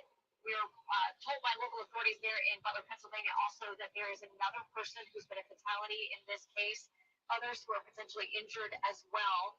But you saw President Trump wanting to send a signal, bloody there and being dragged out by his Secret Service, that he was okay. His fist pumping in the air, letting folks know that he was not going down. He had said to the Secret Service, "Let me get my shoes," and he wanted to walk out there as they were trying to bundle and get him out, which is their job. They got that cordon around him, and what probably slowed them down, Bill, was him wanting to make sure people knew he was okay. Shannon, you were sitting here when the rally began, and you talked to it live on the air, and you described it to me as about happening, 5 minutes into his address. And I think for all of us, frankly, when we hear the news and then we see it and we watch it, yeah, it's stunning. But when the news starts to settle in and you realize that that was so close to hitting the right temple on the former president's head, and that could have been a kill shot. And there were some reports suggesting that the shooter was outside the perimeter where this rally was being held. We haven't confirmed that. Some people are talking about him being on top of a rooftop. Maybe that's true, but the investigation is going to play out when it plays out. We'll get that information to you as quickly as we can, but no press conference coming, but a rally's canceled. But there was no press conference scheduled today. But the RNC convention, I think, still supposed to go on. So that don't start until Monday. So there was no press conference, but Joe Biden did give a brief statement. Can you take us through what you see in that period? Sure. Yes, well, President Trump is July.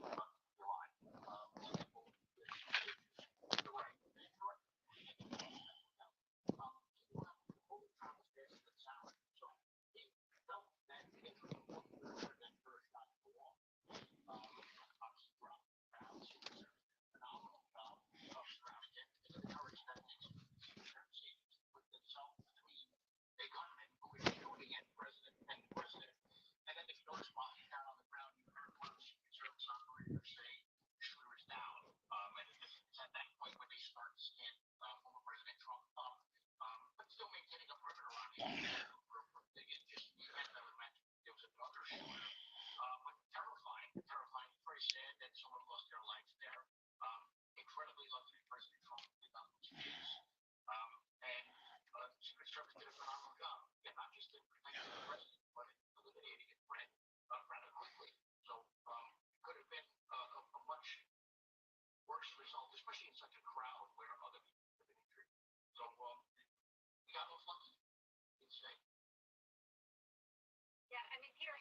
is it with these large political rallies, in this case, often outside, thousands of people there?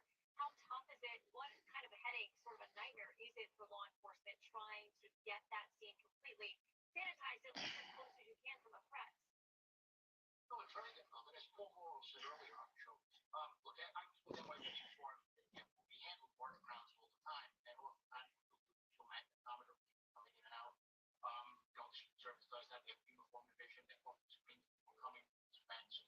But it's very difficult because you have so many moving parts and so many people.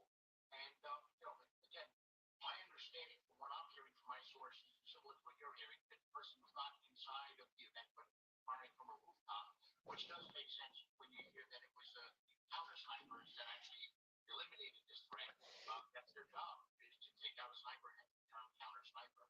But they did a phenomenal job, and my prayers for President Trump and his family, and for the family of the person who lost their life. Yeah, Peter, just one last quick question here. It's kind of hard to say right now. How long is this investigation? Oh Lord, they done got the memes. Somebody posted a meme Trump wearing a bulletproof vest, like 50 Cent, saying many men. They're going to try to find out where that firearm came from, who purchased that firearm for him. Did he purchase it for himself?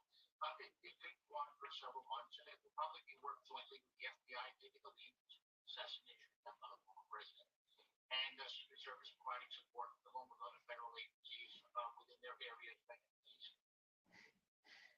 Well, they know who this person is, obviously.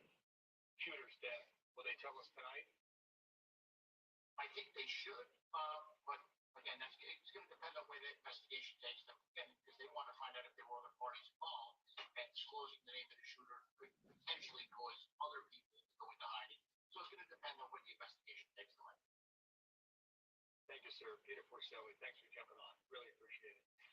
With Fox Digital, Brooke Singman reports this. The former Attorney General, Bill Barr, is quoted as saying, the Democrats have to stop their grossly irresponsible Damn right. about Trump being an existential threat to democracy. He is not. That statement from Bill Barr in the Fox Digital just now. Yeah, let's take that to our Fox News contributors. Guy Benson and Charlie Hurt. Guy, you heard what the former AG said. Like, we got to turn down the temperature. Yeah, and that's going to be, I think, a theme that is going to play out and be repeated in different ways in the coming days. We're still trying to wait to get all the facts in. I think that is always smart to do, but on its face, this is horrifying. As we were just replaying the incident in real time, several seconds into the chaos of the melee, there's a blood-curdling scream from a woman that just chills you to the core. The terror, the horror, and this at a campaign rally for a man running for president. This has no place in our country. And just to zoom out for a moment, think about the volatility that we already faced in American politics. With all the legal issues surrounding President Trump, the type of rhetoric that the former Attorney General just alluded to in that statement that we read, the turmoil on the Democratic side of the aisle with their likely nominee and some of the drama there, we were heading into a convention season, a summer season before a presidential election that was already simmering at about an 8 or 9 out of 10 on the temperature scale. And now we have, on top of it, what very much appears to be an assassination attempt against a former president of the United States and the leading candidate for president in the country right now. So I think it's totally appropriate for people to be calling for prayers for the former president, his family, and all those affected by what happened today. I think if you're the praying type, it might be in order to pray for our country right now, because these are dark days, and I think if we can take a collective step back and a breath and pray for our well-being as a nation, that is probably a good idea on a night like this. Senator Judge Hawley is saying there needs to be a full congressional investigation into how this could have happened. Major security breach. He's exactly right about that. I imagine the investigation, Charlie, is probably beginning right this hour. I know, right, flatbed trucker? Yes, I would think so, without a doubt. It is an extraordinary moment. There are a lot of things that we don't know right at the moment, but one of the things that we do know, based on all of the available evidence right at the moment, is that this was an assassination attempt on Donald Trump. And I was struck by your very powerful interview just a minute ago with Steve Scalise. And it's a very sobering reminder of how long this toxic swill has kind of been brewing in this country. Um, and it's unacceptable. You can't have a free country of self-governance when you have violence like this. And it's we are so lucky that we're not looking at a far graver situation for Donald Trump. Obviously, a supporter of his went out today to participate in our public politics, and apparently is dead. And that is just so unthinkable and so despicable. Um, One other thing I think is important to note, as you pointed out, Donald Trump's, for all he knew, he was dead at that moment. Yet he took a moment to want to hold back and make sure people knew that he was okay. And to me, that is a sign of bravery and toughness and a concern for our political process in this country that is sorely needed. And I think he should be lauded for that. He is the toughest son of a gun to, I think, ever run for president. Jake Gibson, producer at Fox News, covering the Department of Justice and many other things for us, sends this message.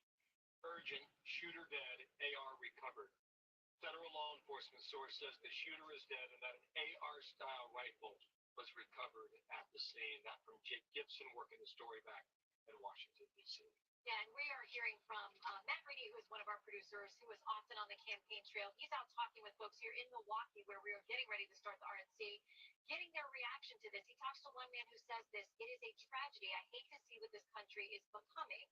I personally believe that we're onto some devastating events in our future. And at the end of the day, I think Trump's just trying to make things better. Regardless of where you're coming from politically, guys, you said maybe it is time to pray for this country as a whole, for those who don't already do that, because it feels so divided. And the actions of this person today, as we get to learn more about it." I apologize for the interruption. Here we go. This is from Donald Trump's account, at Real Donald Trump. I'm going to go ahead and read it to you by way of Trump's campaign, who sends it this way and says the following. I want to thank the United States Secret Service and all of law enforcement for their rapid response on the shooting that just took place in Butler, Pennsylvania. Most importantly, I want to extend my condolences to the family of the person at the rally who was killed, and also to the family of another person that was badly injured. It is incredible that such an act can take place in our country. Nothing is known at this time about the shooter, who is now dead. I was shot with a bullet that pierced the upper part of my right ear. I knew immediately that something was wrong and that I heard a whizzing sound, shots, and immediately felt the bullet ripping through the skin. Much bleeding took place, so I realized then what was happening. He concludes in all caps, "God bless America!" Exclamation point. That from Donald Trump at the medical facility now in Pennsylvania. Yeah, and my goodness, you can see, as we saw these photos, you can see his bloodied ear and that blood across his face and his cheek there as well. And one of our guests, Peter Porcelli, who was on moments ago, said, based on how, guns and trajectory and sound work, he probably was hit before he even realized the sound of what he was hearing. And we saw him before he hit the ground, that he reached up to touch his ear. So, as we've said repeatedly, the fact that this person was shooting at the former president of the United States, This is crazy. presidential contender, and Yeah, I'm on the tear for now watching it again. you were right there by Gosh. the temple, and clearly it appears now that was the intention, was to take this man out. And what a miracle that he was not hit.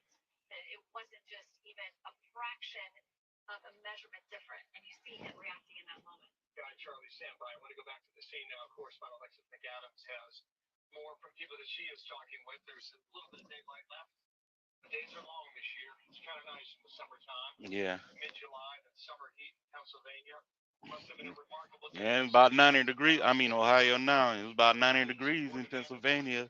And I drove through the area I was on 76. I drove through the area where this rally took place. Here in a humid day in Butler, Pennsylvania, where people waited for Yeah, right. We love Trump. Wanted to hear and get a glimpse of him. And we got on that stage. He talked about some of his hot topics as usual during that those rallies. There was music playing, the excitement building, and then you heard a series of loud pops, which we're hearing from law enforcement officials was now gunshots. So we're going to walk you this way a little bit. I wanted to take you here so we can talk with some of the people who were close and heard what happened and saw what happened. So you were there. You said your son was even closer to the man who ended up actually getting killed here at this rally. Tell me what you saw. Well, we were supposed to be down there where my son was, but it was so hot and sunny that we decided to seek shade way up. So we weren't down where it happened, but my son was. As soon as we heard what happened, I called him immediately, and he just said, "I'm okay. I can't talk right now." And he was on the ground. And that's all we knew.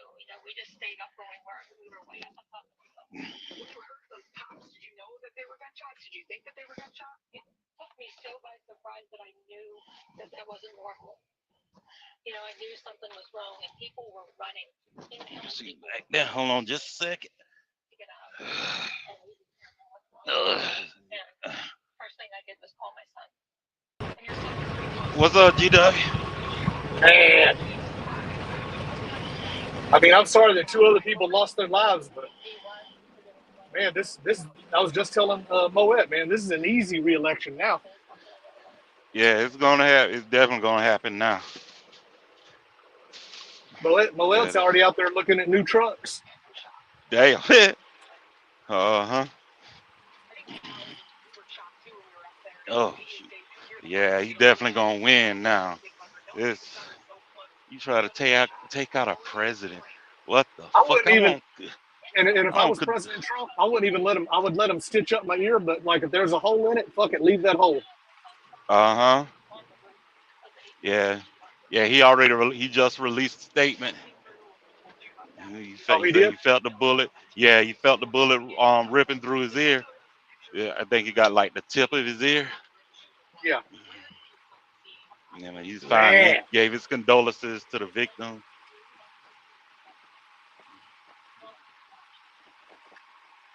Ooh. Yeah, but I don't condone no shit like this. I wouldn't want no shit like this to happen to Joe Biden.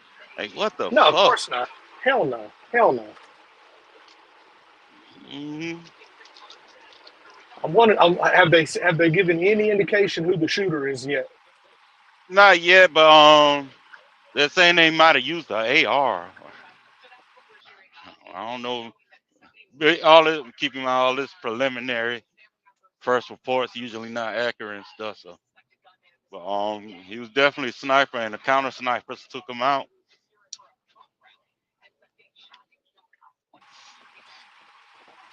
Sorry, I was trying to listen, but B Feline decided to jump in. Can you hear me? Yeah, I can hear you. I had Zello going in the other room, in the other part, and B Feline keeps jumping in every couple of minutes trying to throw something out there. That dude is a weirdo. And a couple of weeks ago, we've had some good conversations, but then something like this happens and he gets all weird and shit. Hell no, man. Fuck that. Yeah. Claiming to be a traditional Jew and then going to sit there and be playing Muslim prayers on this thing. Little hat people. Do you see the bullet hole in the jacket? Thank God for vest. No, I hadn't seen that yet. But yeah, when I looked at, because when I first saw it, when I saw it live, it was kind of like in slow motion. Then he ducked down. But I was looking at while I was using the restroom, using the temper just now. I looked at it again a couple of times. Then you see how quick it all happens.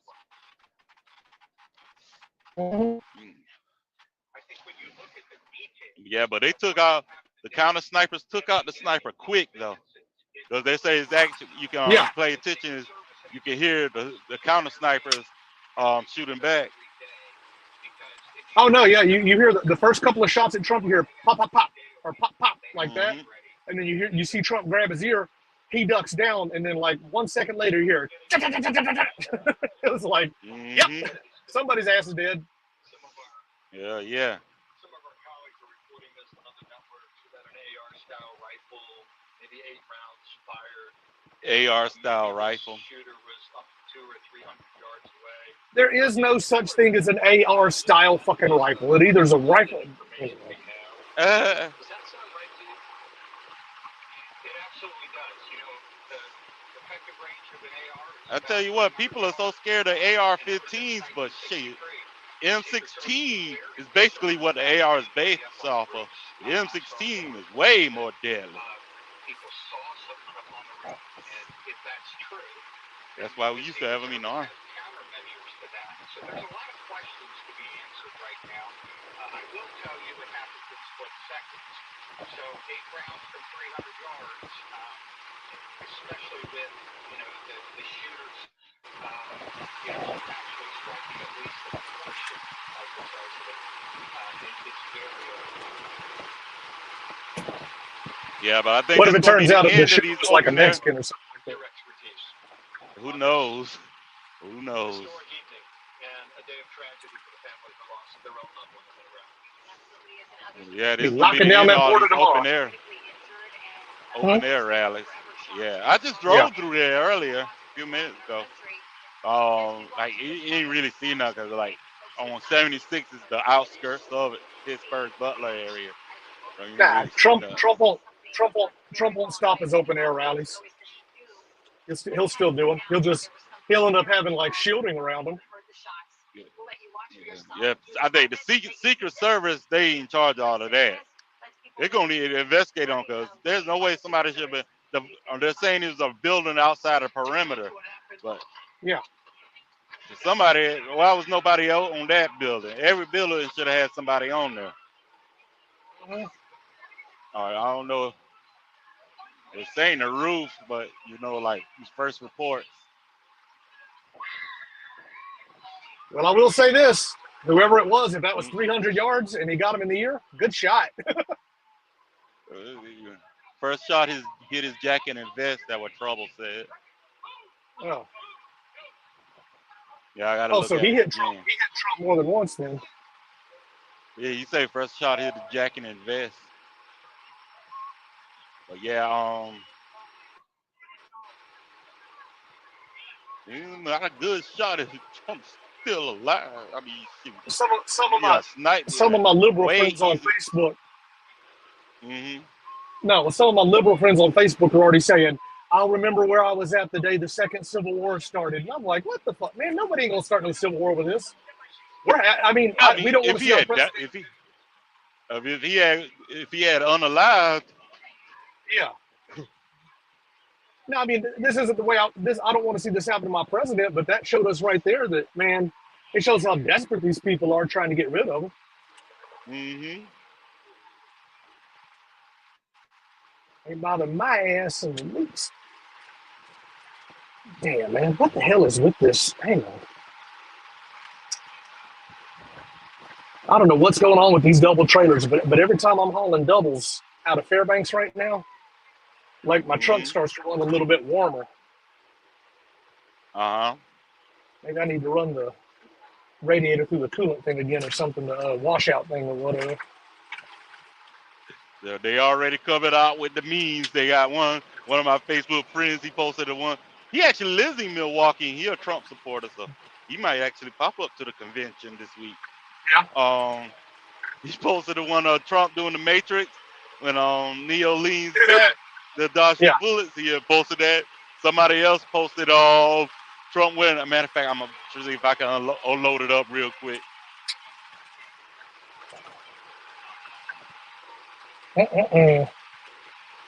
You're gonna lose me here in about 5 or 10 minutes because I got to go over these hills Uh-huh. again. But I'll keep listening. Uh-huh. Now when I get back over the other, I'll holler back down here whenever I get to the other side of these hills.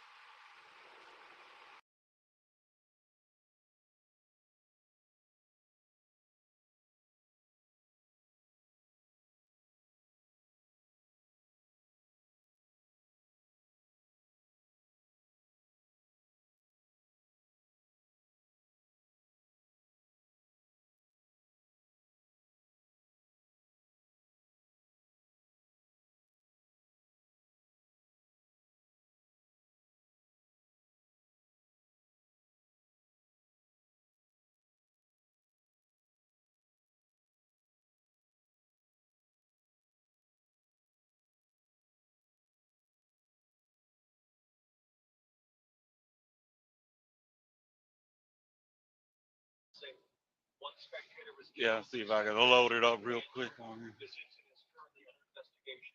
The Secret Service has notified the FBI. Shannon, what clearly sticks out.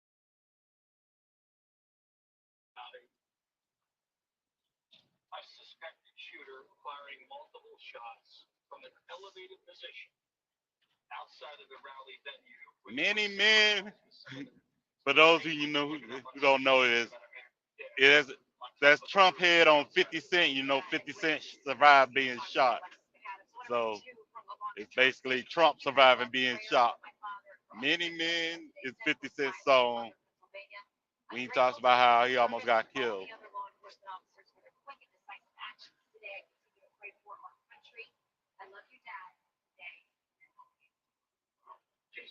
But damn right, Trump gonna be just fine. Go ahead, Jason. This is a catastrophic failure of the United States Secret Service. The men and women who jumped on the former president, got in between him and a would-be shooter, they're heroes. But if there was a person with a gun within proximity to take down the president of the United States, those people have got to be held accountable. They should be fired. There is no reason that a gun should be within close proximity that could shoot a former president of the United States. That's why we have the Secret Service, and they failed us today. They failed us. Jason, thank you. Jake Gibson reports the ID is not confirmed. Federal law sources, enforcement sources, tell us the shooter's identity is still unconfirmed, and they're working on it. But first reports suggest the shooter was not carrying ID. So that is the initial report about the potential identity of the shooter. Shannon, you've got Fox News Sunday tomorrow morning. You will be on the story then. And thank you for your excellent work tonight. You too, my friend. All right, here's Sean. And welcome to Hannity, and this is a Fox News alert. Today, the former president of the United States, Donald J. Trump, was the target of an apparent assassination attempt. One innocent attendee is now dead. President Trump, we are told, is alive and well and now in a safe location. The shooter, meanwhile, has been killed by U.S. Secret Service. And just breaking moments ago, President Trump's first reaction on Truth Social, quote, I want to thank the U.S. Secret Service and all of law enforcement for their rapid response on the shooting that just took place in Butler, Pennsylvania. Most importantly, I want to extend my condolences to the family of the person at the rally who was killed and also to the family of another person that was badly injured. It is incredible that such an act can take place in our country. Nothing is known at this time about the shooter, who is now dead. He said, I was shot with a bullet that pierced the upper part of my right ear. I knew immediately that something was wrong in that I heard a whizzing sound, shots, and immediately felt the bullet ripping through the skin. Much bleeding took place, so I realized then what was happening. God bless America. According to the Secret Service tonight, quote, during former President Trump's campaign rally in Butler, Pennsylvania, on the evening Chinese of July national 13th at approximately 6:15 p.m., a suspected shooter fired multiple shots towards the stage from an elevated position outside of the rally venue. U.S. Secret Service personnel neutralized the shooter, who is now deceased. U.S. Secret Service quickly responded with protective measures, and former President Trump is safe. One spectator was killed. 2 spectators were critically injured. This incident is currently under investigation. continue to heal President Trump. Rest in peace to the victim, and Here's what went down just a praise few and hours healing ago. to the other victims. Take a listen. Take a Praise all the families Take a involved. look at what happened.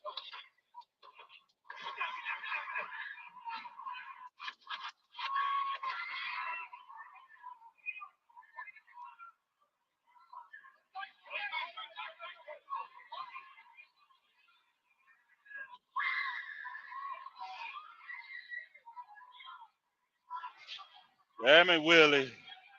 Well, you got like what? What time you get out? 10:30, right?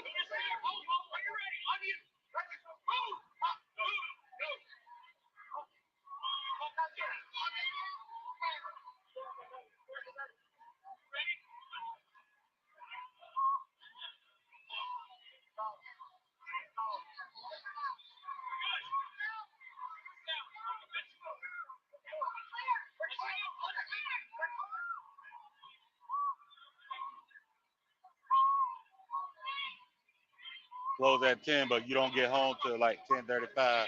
10:04. Well, you got less than an hour yet left before it close, before y'all close. And Willie, y'all got to keep an eye on y'all Dollar General policies. In Philadelphia, dude was jacking off in the Dollar General a Dollar Tree, my bad. Dude in the Dollar Tree in Philadelphia, damn, jacked off and nutted on a chick's foot. Like, God damn.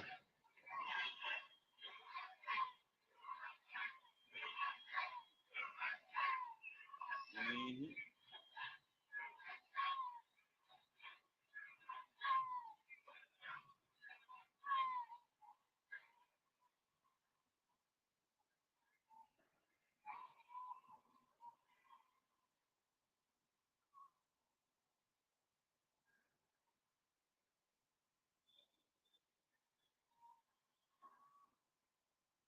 All right, we have full, complete news coverage all throughout the Yeah, that was crazy, evening. Willie. Hell yeah. Live from Pennsylvania, Alexis McAdams. Alexis, what's the And latest that dude hauled ass out the store. She was chasing him, filming him. Like, he just uttered on my foot. What the hell? And she started crying, but he turned himself in.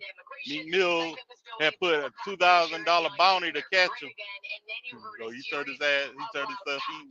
People really didn't even have time to react. Some people did hit the ground. Then we saw the Secret Service rush in. We're talking about the federal, the state, and local agencies doing everything they This could. is a mass And shooting because down, Sean, right behind 4 people got hit. Coming So back up a yeah, short this is a time mass later, shooting. after somebody yelled, the shooter is down with law enforcement, and on his ear you saw some blood. So that happened so quickly, and people came out here to support the former president. They were excited to see him, and then they left with this horrible tragedy. Take a look here. We're in this pan, Sean. You can see what's going on in Butler, Pennsylvania. It's cleared out now, but for hours after that shooting, people were stuck in traffic trying to get out because it is an active crime scene. Willie. So we're trying to piece this all together. That includes talking to witnesses like Brandon, who you said you were up there pretty close to where the former president was speaking.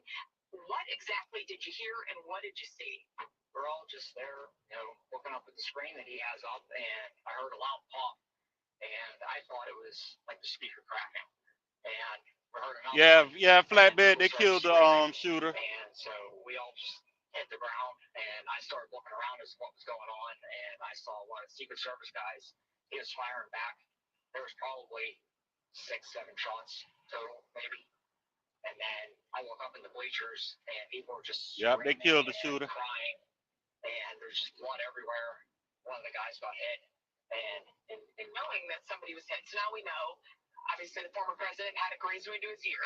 He is expected to he'll be okay, he says. But somebody who came to this Trump rally just like you, that was sitting right by you, doesn't get to go home tonight with their family. You said you were sitting there and you saw the man who was shot actually near his family, and they were crying. What else? You went through the scene a little bit. What did you see? It sounded kind of gruesome.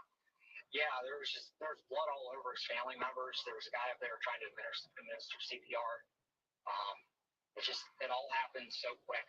Like, still trying to process everything.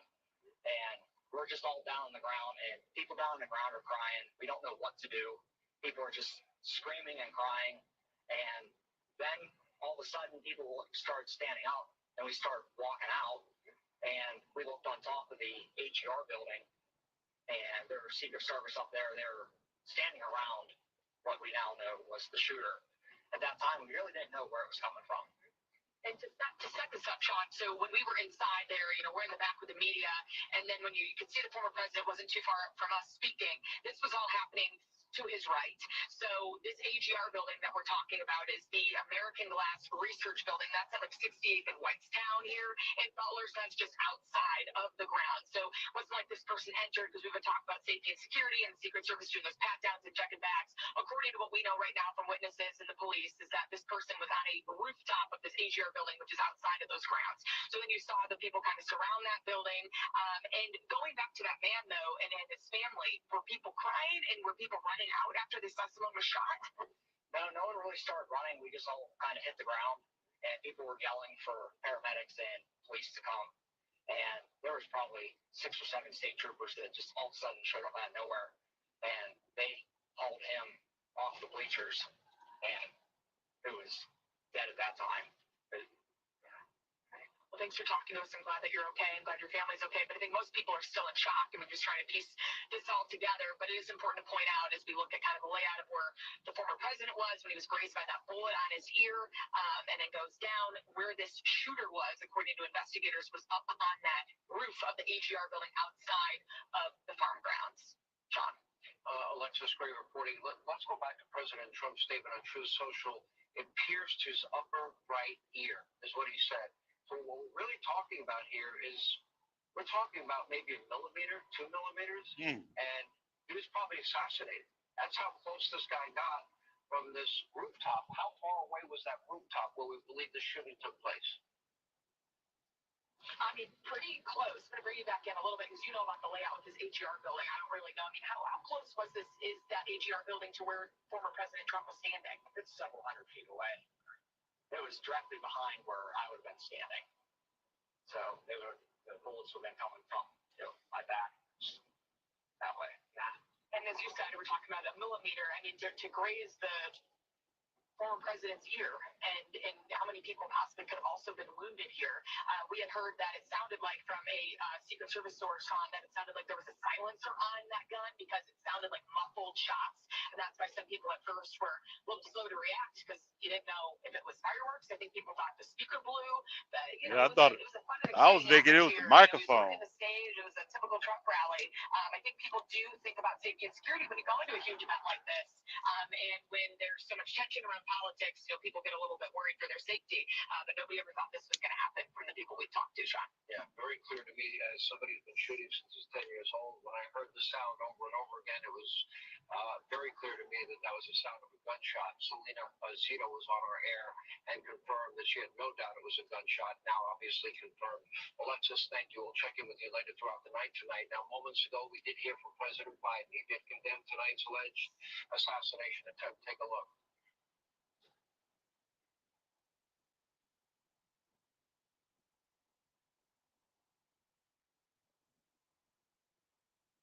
This comes after a fear campaign filled with nonstop vitriol, hysteria against Trump from both Joe Biden, Jill Biden, many of the Democrats. There'll be plenty of time to get into that in the days and weeks ahead, and I'm sure that will be a passionate debate.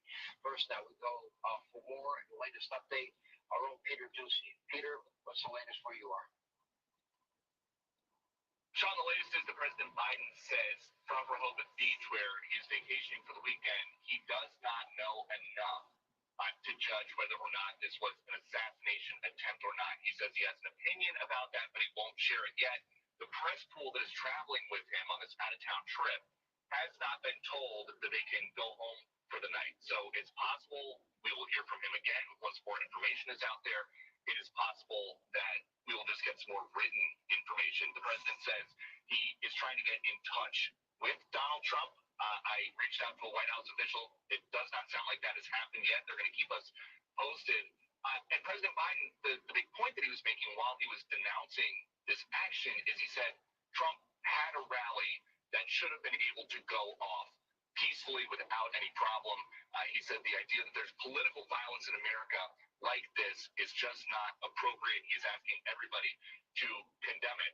A few minutes after this happened, I phoned a very high-ranking White House official to ask what exactly was going on at the White House, what the National Security Council might know about this, or what would be happening. And this official hadn't heard about it yet. And so this isn't the kind of thing where, even though it is such a potentially destabilizing political action, it's not like everybody at the White House just gets a buzz on their phone that it happened. They find out about this stuff the same way that we do.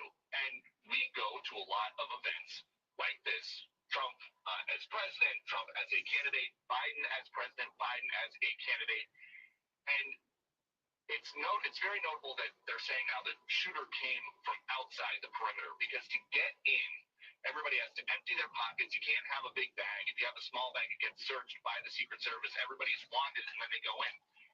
But typically at an event like this, they do have, you've got the protective detail that you can see on the screen right now around Donald Trump. But there are many, many layers of security. There are state police. There will be a county SWAT team. There are others in the parking lot, on the roads outside, looking at something like a building with a sight line, it seems like, to the stage. And so that is a big part of the reason why there are already congressional requests to investigate the Secret Service response here. James Comer just sent out a statement that said he has already reached out to the Secret Service, asking the director to let them know exactly how this happened. Yeah. So we might hear some more from President Biden. Somebody, all them buildings should have had somebody had people in it. I mean, it was. I don't have no problem with what Biden said. He condemned it and he didn't like take any shots or whatever. Damn, this is inappropriate to say. But I had no problem with what he said. He condemned it and said that Trump rallies shouldn't have people being attacked and stuff, basically. Obviously, before this happened, the Biden people are having a bad week, domestic politics-wise. They are spending tens of millions of dollars on these ads trying to make it better, and they've decided that it is not appropriate at the moment to run any of that stuff. Biden campaign goes to spend ads on TV and all of that. But it's too soon to know. Yeah. Peter, there's going to be a lot of questions in the days, weeks ahead. Certainly, we both agree with that. You heard Alexis's report, and Alexis talked about, the shooter was outside of the perimeter, but it was adjacent to the area in which President Trump was speaking, and you have to wonder, how come that wasn't secured? How come somebody was able to get on that roof? I know a lot of people in the Secret Service. They're very good people in the Secret Service. I want to be fair to all of them, and we saw them act so quickly today. We're so grateful for that. But certainly that is a question that will be asked in the days to come. As far as the political rhetoric, being called evil in recent days. Just yesterday, Joe had ratcheted up his record. There'll be plenty of time to talk about all of that. And certainly that will be part of the political process because it's gotten out of hand. There's no doubt about it. You think the White House is taking a closer look at that tonight? Well, we'll find out as soon as tomorrow because President Biden is supposed to resume some political travel. He's going to go, at least the schedule as of a couple hours ago, he's supposed to go to the LBJ Library in Austin, Texas to give remarks. And then he was going to go out to Las Vegas for a couple days. The LBJ. Various unions that are out there. He was behind Kennedy getting assassinated. Pull those events down tomorrow for the week ahead. That would be a signal that things are really going to start changing. And to your point, Sean, about the Secret Service response here, when you go to an event like this, there are the Secret Service agents in suits, like the ones that you see in this clip that we are running of the president being saved. But there are also a lot of Secret Service agents. They have counter snipers that go there. And their job is basically to figure out where a sniper would be at an event. They know where the podium is going to be, and they're using binoculars. They go to things like a adjacent rooftop a couple hundred yards away and make sure that the coast is clear. I'm not in Pennsylvania for this event, and so I don't know exactly what the protocol was today, but typically that is the kind of thing that you see. They do have contingencies in place to prevent exactly this. So it's very, very something went very wrong with the preliminary planning of this event. Yeah, especially because it was outside the perimeter, but very close to the venue and on a rooftop. Obviously, that would be one of the places I would imagine that they'd first be looking at. Peter, stand by. We'll get back to you throughout the evening tonight. Thank you. We appreciate it. Moments ago, former Attorney General Bill Barr, who has sometimes been at odds with President Trump, told Fox News Digital, quote, the Democrats have to stop their grossly irresponsible talk about Trump being an existential threat to democracy. He is not. We're now with reaction to the horrific events of the day. America's Newsroom co-anchor Bill Hemmer, along with fellow co-host and co-host of the Five, friends of mine, both Dana Perino. It looks like both of you guys are in Milwaukee tonight. There's two things that really stand out, and I did speak to somebody that was with the president in the hospital, and I can report this part, is that the president walked into the hospital. He was fine. He was in good humor and good health. He had a full understanding of what he had just been through. One thing a lot of people hadn't factored in is all the Secret Service agents, Dana, that had jumped on him. And the other thing that the person noted in typical Donald Trump fashion, and I knew him many years before he ever ran for president, is he got up and he wanted to show this audience that he was okay and he was going to still fight. Quintessential Trump in many ways, and you got to admire that spirit. Amen. So I was on a flight on my way here to Milwaukee when all of this happened, and the guy behind me, I heard him start cursing, and I didn't understand what was going on and quickly caught up. So I've just landed, and so my first chance to comment. Thank God he is okay. I'm very, very upset for the supporters of him who were injured or even lost their lives. I do think that President Trump's instincts were absolutely incredible. He decided to show everybody that was there, not just, he knew in the moment that he was, all eyes of the world are on him. And he showed the world strength. And it was like watching a warrior president.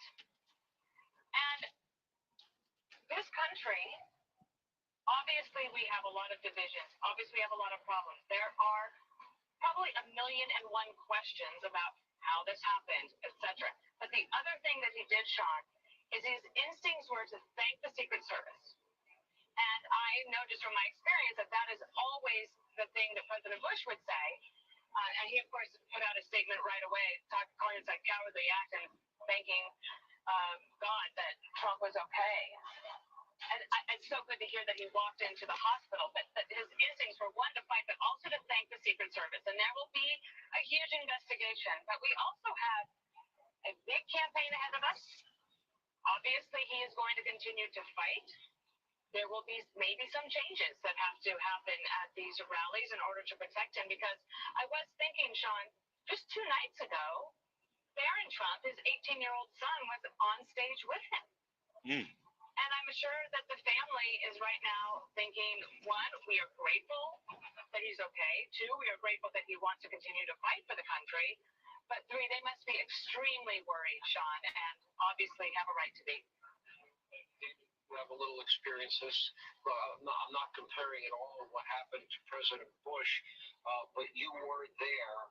It wasn't an assassination attempt in any way, but you were there that day, that moment, when not 1 but 2 shoes were thrown at then President Bush, and I think you got injured yourself in the process there, as he ducked this way and that way, and showed great agility at the time.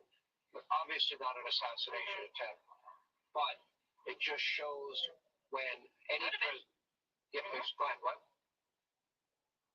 I just said, you're right that it could have been. There was also another time on May 9th, 2006, I believe, in Tbilisi, Georgia, where it wasn't until afterwards that, as the deputy press secretary, I found out that there was a grenade that did not go off, that was just feet from where he was speaking. And by the grace of God, it did not go off. So it is very dangerous. And the other thing, Sean, I would say is that when I would ask President Bush about polarization in the country, he would remind me that when he graduated college in 68, the country was literally in the streets fighting each other. And he said, we have a long way to go until then.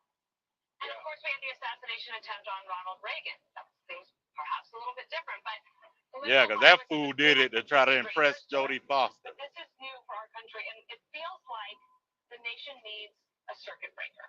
Like, we have to reset and restart, and I'm hoping that we can do that in the coming days. And then, of course, we have the case of Gerald Ford as well. I mean, you bring in a lot of historical context, rightly so. I think that was one of the massive people who tried to take out Gerald Ford. Thank you for your love and prayers for my father and for the other victims of today's senseless violence in Butler, Pennsylvania. I am grateful to the Secret Service and all other law enforcement officers for their quick, decisive actions today. I continue to pray for our country.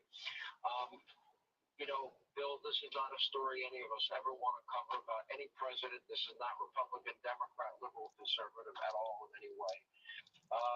But the rhetoric certainly has become hot and heated in the country, and there certainly is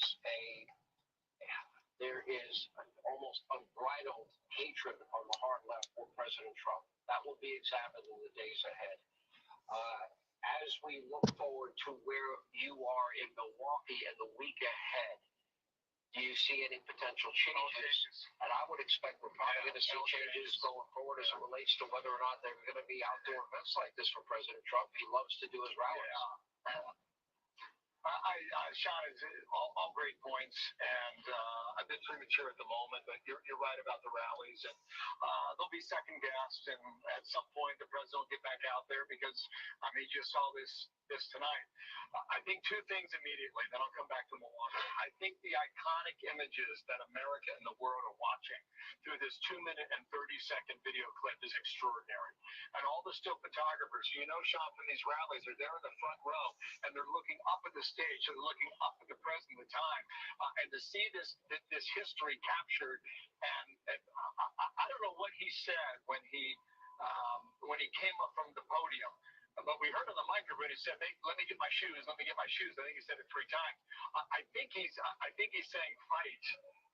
That's just me reading his lips. Fight a couple times, and Dana's exactly right. His instincts for the moment were to let people know that he's still standing. That's one point. Eclipsion. They tried to assassinate President Trump. The shooter is dead, an attendee is dead, and 2 other attendees are in critical condition, but President Trump is fine. A bullet grazed his ear. You can, Sean, you can probably see a direct line 200 or 300 yards away where you need to be on the lookout. Now, Dana and I were discussing this interview that's circulating out there that the BBC. Hell yeah, trouble. We have not spoken with this man, but he attended the rally, and he told the BBC that he saw someone on a rooftop. He told the police about it, and in his words, they did nothing. Now, that's his story. I'm sure that this gentleman right now is being interviewed by the Secret Service, by the FBI, and is going to be a big part of this investigation. Let's see where that story goes. I think from Milwaukee, Sean, I can tell you already, security is tight in downtown Milwaukee. They have an established perimeter, and we're 48 hours from this convention kicking off. Keep in mind, the convention's one thing, the protests outside are another. So, police, sheriff's deputies, the Secret Service, National Guard, they have to figure out. Oh no, it might be, but Trouble said that it might have been a Chinese national, but we don't know yet for sure. Bill, as I listened to you, you talked about that BBC report. I saw the same report, and it's chilling if, in fact, there was a warning given ahead of time about somebody seeing somebody on the roof. And then, of course, you got to wonder. I'm looking at all of these people behind the president. I'm sure all the people in the audience. All of them have, so many of them had their phones going. And I don't know yet, Eclipse, y'all. As this moment happened, and I would imagine in the hours. Damn right, Flatbed Trucker Trump 2024. A lot of different angles of all of this, and that certainly will be valuable to a full investigation as to what happened here. Now that we know that the shooter in this case was dead, and then you think of just how close they got here. As President Trump said, they pierced his ear. You're talking maybe about a millimeter, maybe 2, and we'd be talking about an assassination tonight, not an assassination attempt. Dana. That is it's so chilling, and I think it will take all of us some time to actually process it. Right now, of course, we're trying to report the news as quickly as possible, but that deeper feeling of, oh my gosh, he could have died right there in front of everyone. And you think about, Sean, even for example, the big political violence that was international in scope, right? 9/11, the attacks there. And you have so many stories of people who will say, well, I was supposed to be on that flight. I decided to take a later one, or I changed my flight at the last minute, or I happened to miss my flight, whatever it was. Like, there were so many of those stories. This story, it will be the political shock of certainly my lifetime. I hope that this is never ever happens again. I think the other thing is, Sean, there was a lot of consternation for the family of RFK Jr. because of what happened to his father and the political violence there. And there was a request for him to get Secret Service protection earlier. And as a They need former to give him president, he Secret might not Service have protection. enough security. That will probably change as well going forward. And we need good men and women to continue to go into the Secret Service. It's an amazing job. Well, I could not believe that that request was denied. And I remember saying, this man lost his father and his uncle, and he is a presidential candidate, and he does deserve Secret Service protection. And I was shocked that that was denied. Remember, there was even a proposal to take Secret Service protection, and I'll throw this over to Bill, away from Donald Trump as part of, quote, retribution against Donald Trump, which I thought was insane. Again, that's the political side of it, Bill. Yeah, and Sean, listen, there's going to be a lot of things that are going to be run back now that have been said in recent days. Life in this first time life I've seen people so It's not divided gonna be in their a own flat party. picture. No, I'm 39, Trouble. I've seen a lot myself.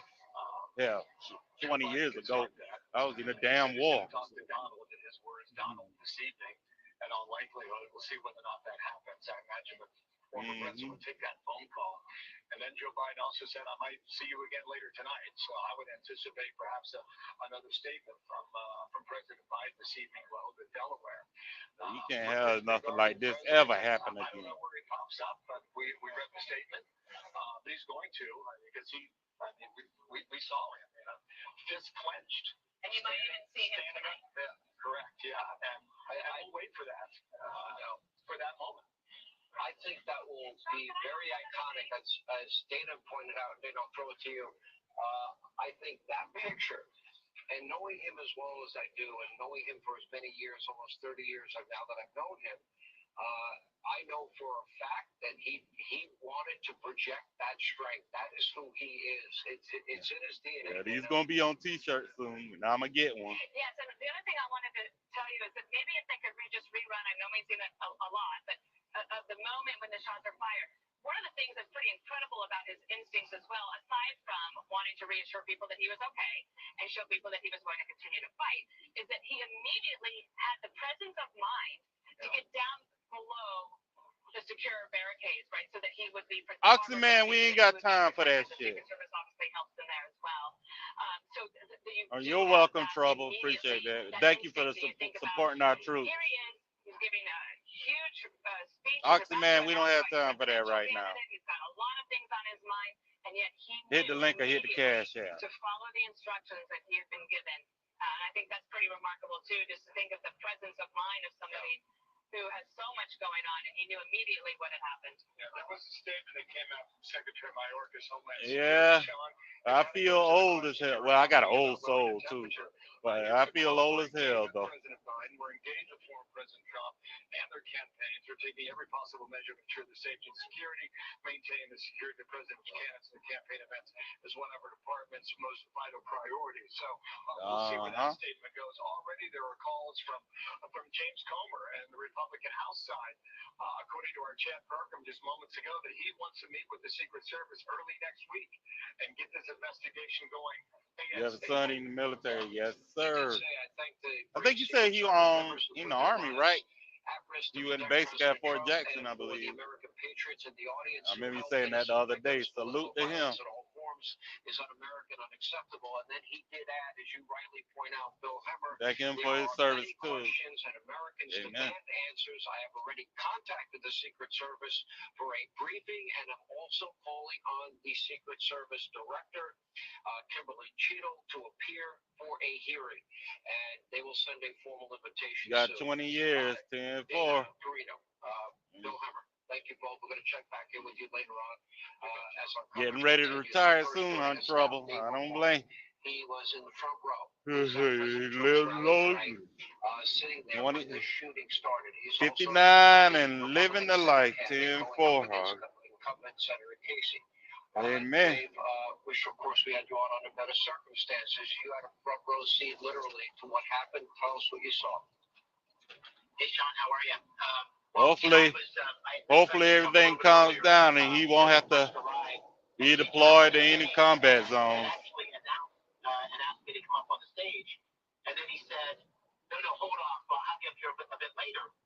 And then within a minute or two after that, we heard these shots, and it was almost in slow motion, series of shots. It seemed like 7 or 8, and the president obviously went down and had the Secret Service covering him.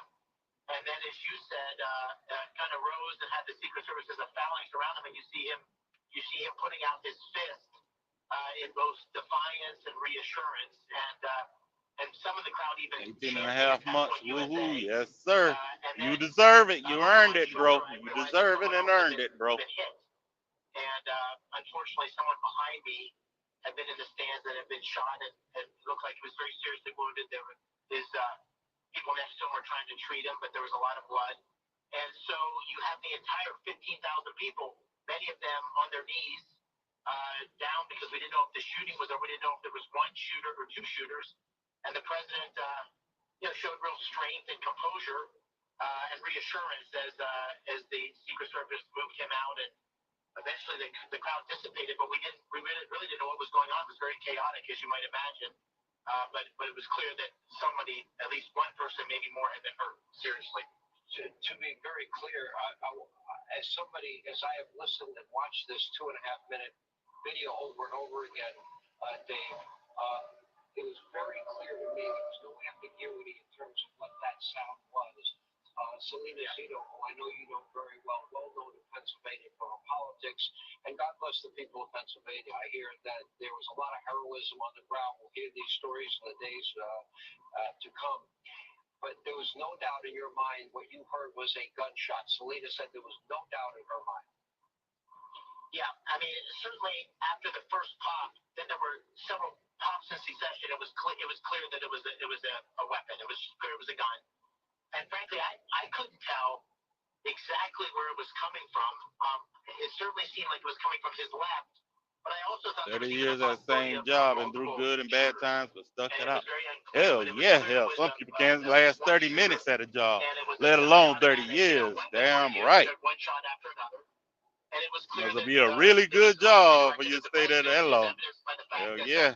The first round they definitely owe you good. They definitely got to take care of you. So it was clear it was an attempt on his life, and it was ultimately one that unfortunately took the lives of others.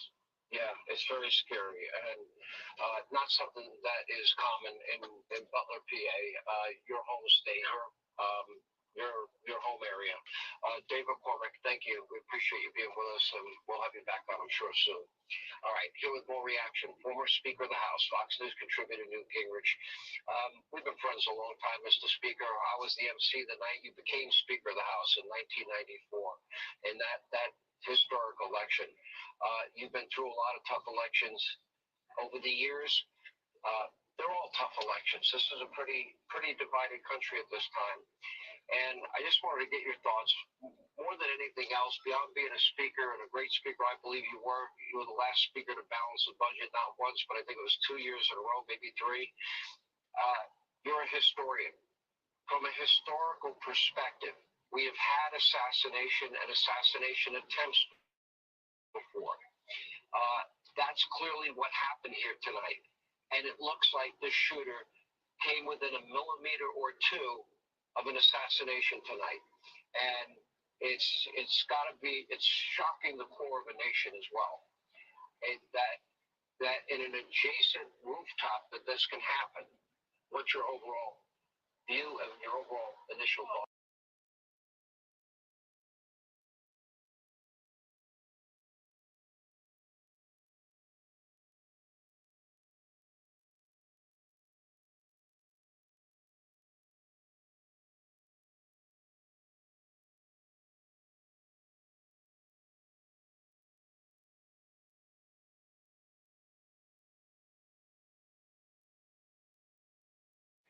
When he turned back, it hit him here. That's how close he came to being killed.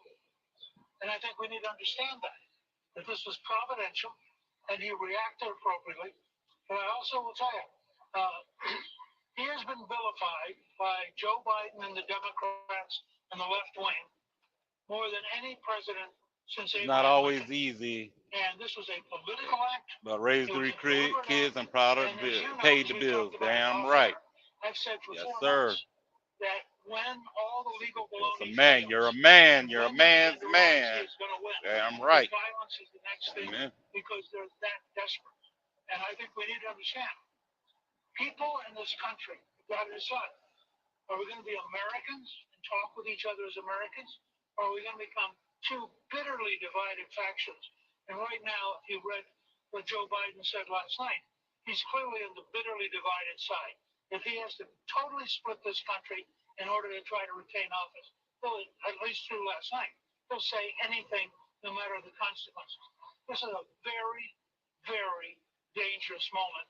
I also have to say, I think the President Trump's courage, and here I echo what his son Eric said, his courage at walking off with the bleeding and putting up his fist and saying, fight, to remind the crowd that he was going to go on, and as our champion, he wanted us to go on with him. I thought that'll go down in history, and that will help define who Donald J. Trump is. You know, And all with the same woman. 10-4. I've known him 30 years like That's you good. have, Mr. Speaker, and I have a lot of the same emotions that you had at the time. And then when you point out very vividly and very Hope accurately, I hope you have a great marriage or relationship. I don't know if you're married. being assassinated I hope tonight, y'all it stay is together chilling. forever. Amen. And this should transcend Especially in all these politics. crazy times. And remember, this is a Biden administration, which, as you pointed out, has refused to protect Robert F. Kennedy Jr., even when his father and his uncle were assassinated. The Democrats in the House actually introduced a bill to strip Donald Trump of Secret Service protection. I mean, these people are crazy, and they are willing to do virtually anything. And tonight we Hold on were a second. I got to never This ask is not anyone a for a game. handout. This Hell is yeah. not just politics. This is history. And the history of the United States will be written in the next few weeks between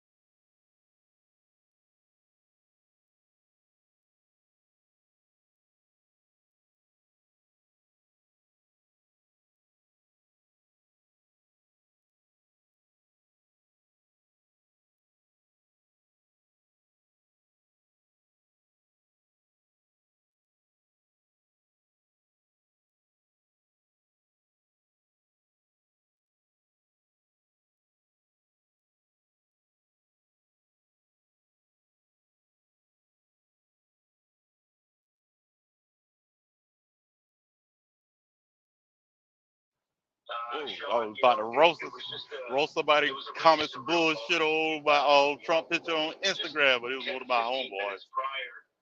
Yeah, Oxy man, cut that shit out. This ain't the time for it. You know, give a great speech. Yeah, hell yeah, I'm too proud to ask people for anything. Will y'all please hit my cash app? No, I'm just serious, but yeah, for real. If I need something, it takes forever for me to ask them. Part of YouTube is asking for donations, so that makes it easier, just opposed to on YouTube. But seriously, if I was in trouble like at home or something, in real life, I can't ask nobody. It takes ask act of Congress. Then I always pay people back as well. So if I do ask for somebody for something, I pay your ass back.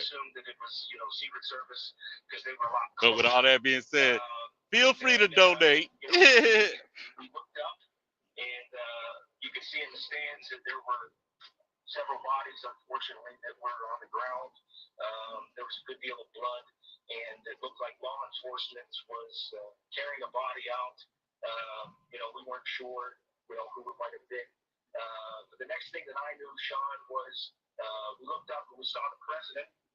He stood proud.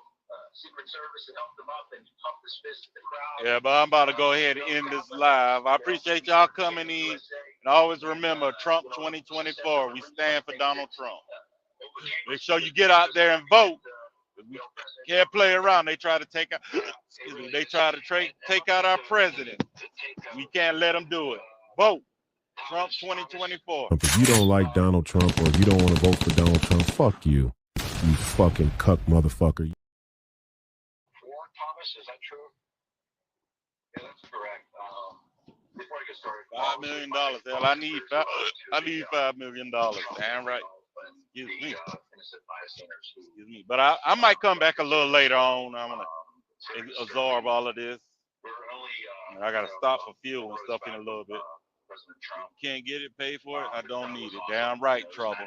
But I appreciate y'all coming in. I might come back a little later. Appreciate y'all. I love you, President Trump. I love you all in the comments.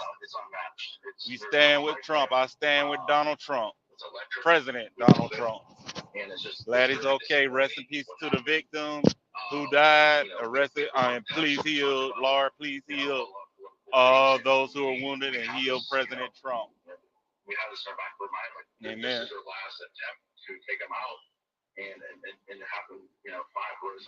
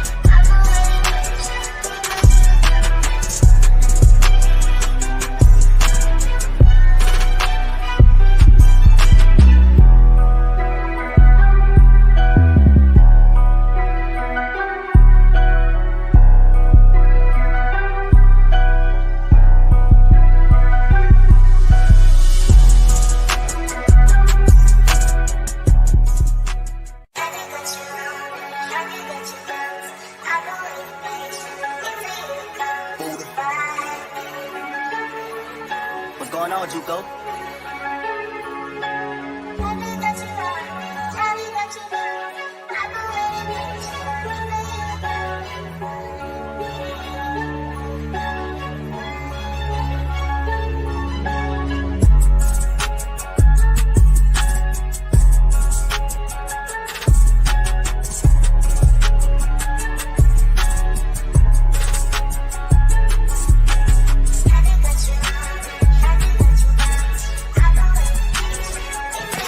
Two flatbed truckers and folks.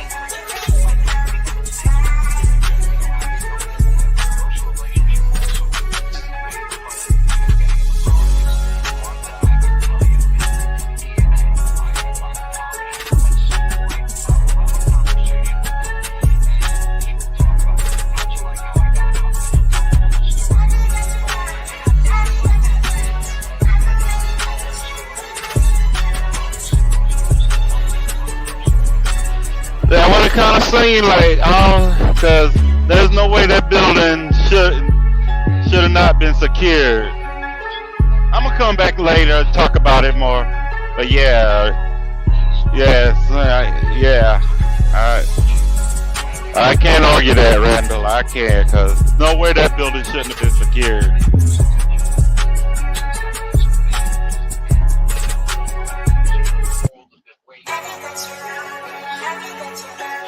Yeah, I'm gonna come back a little later on. I gotta get fuel and stuff, something to eat.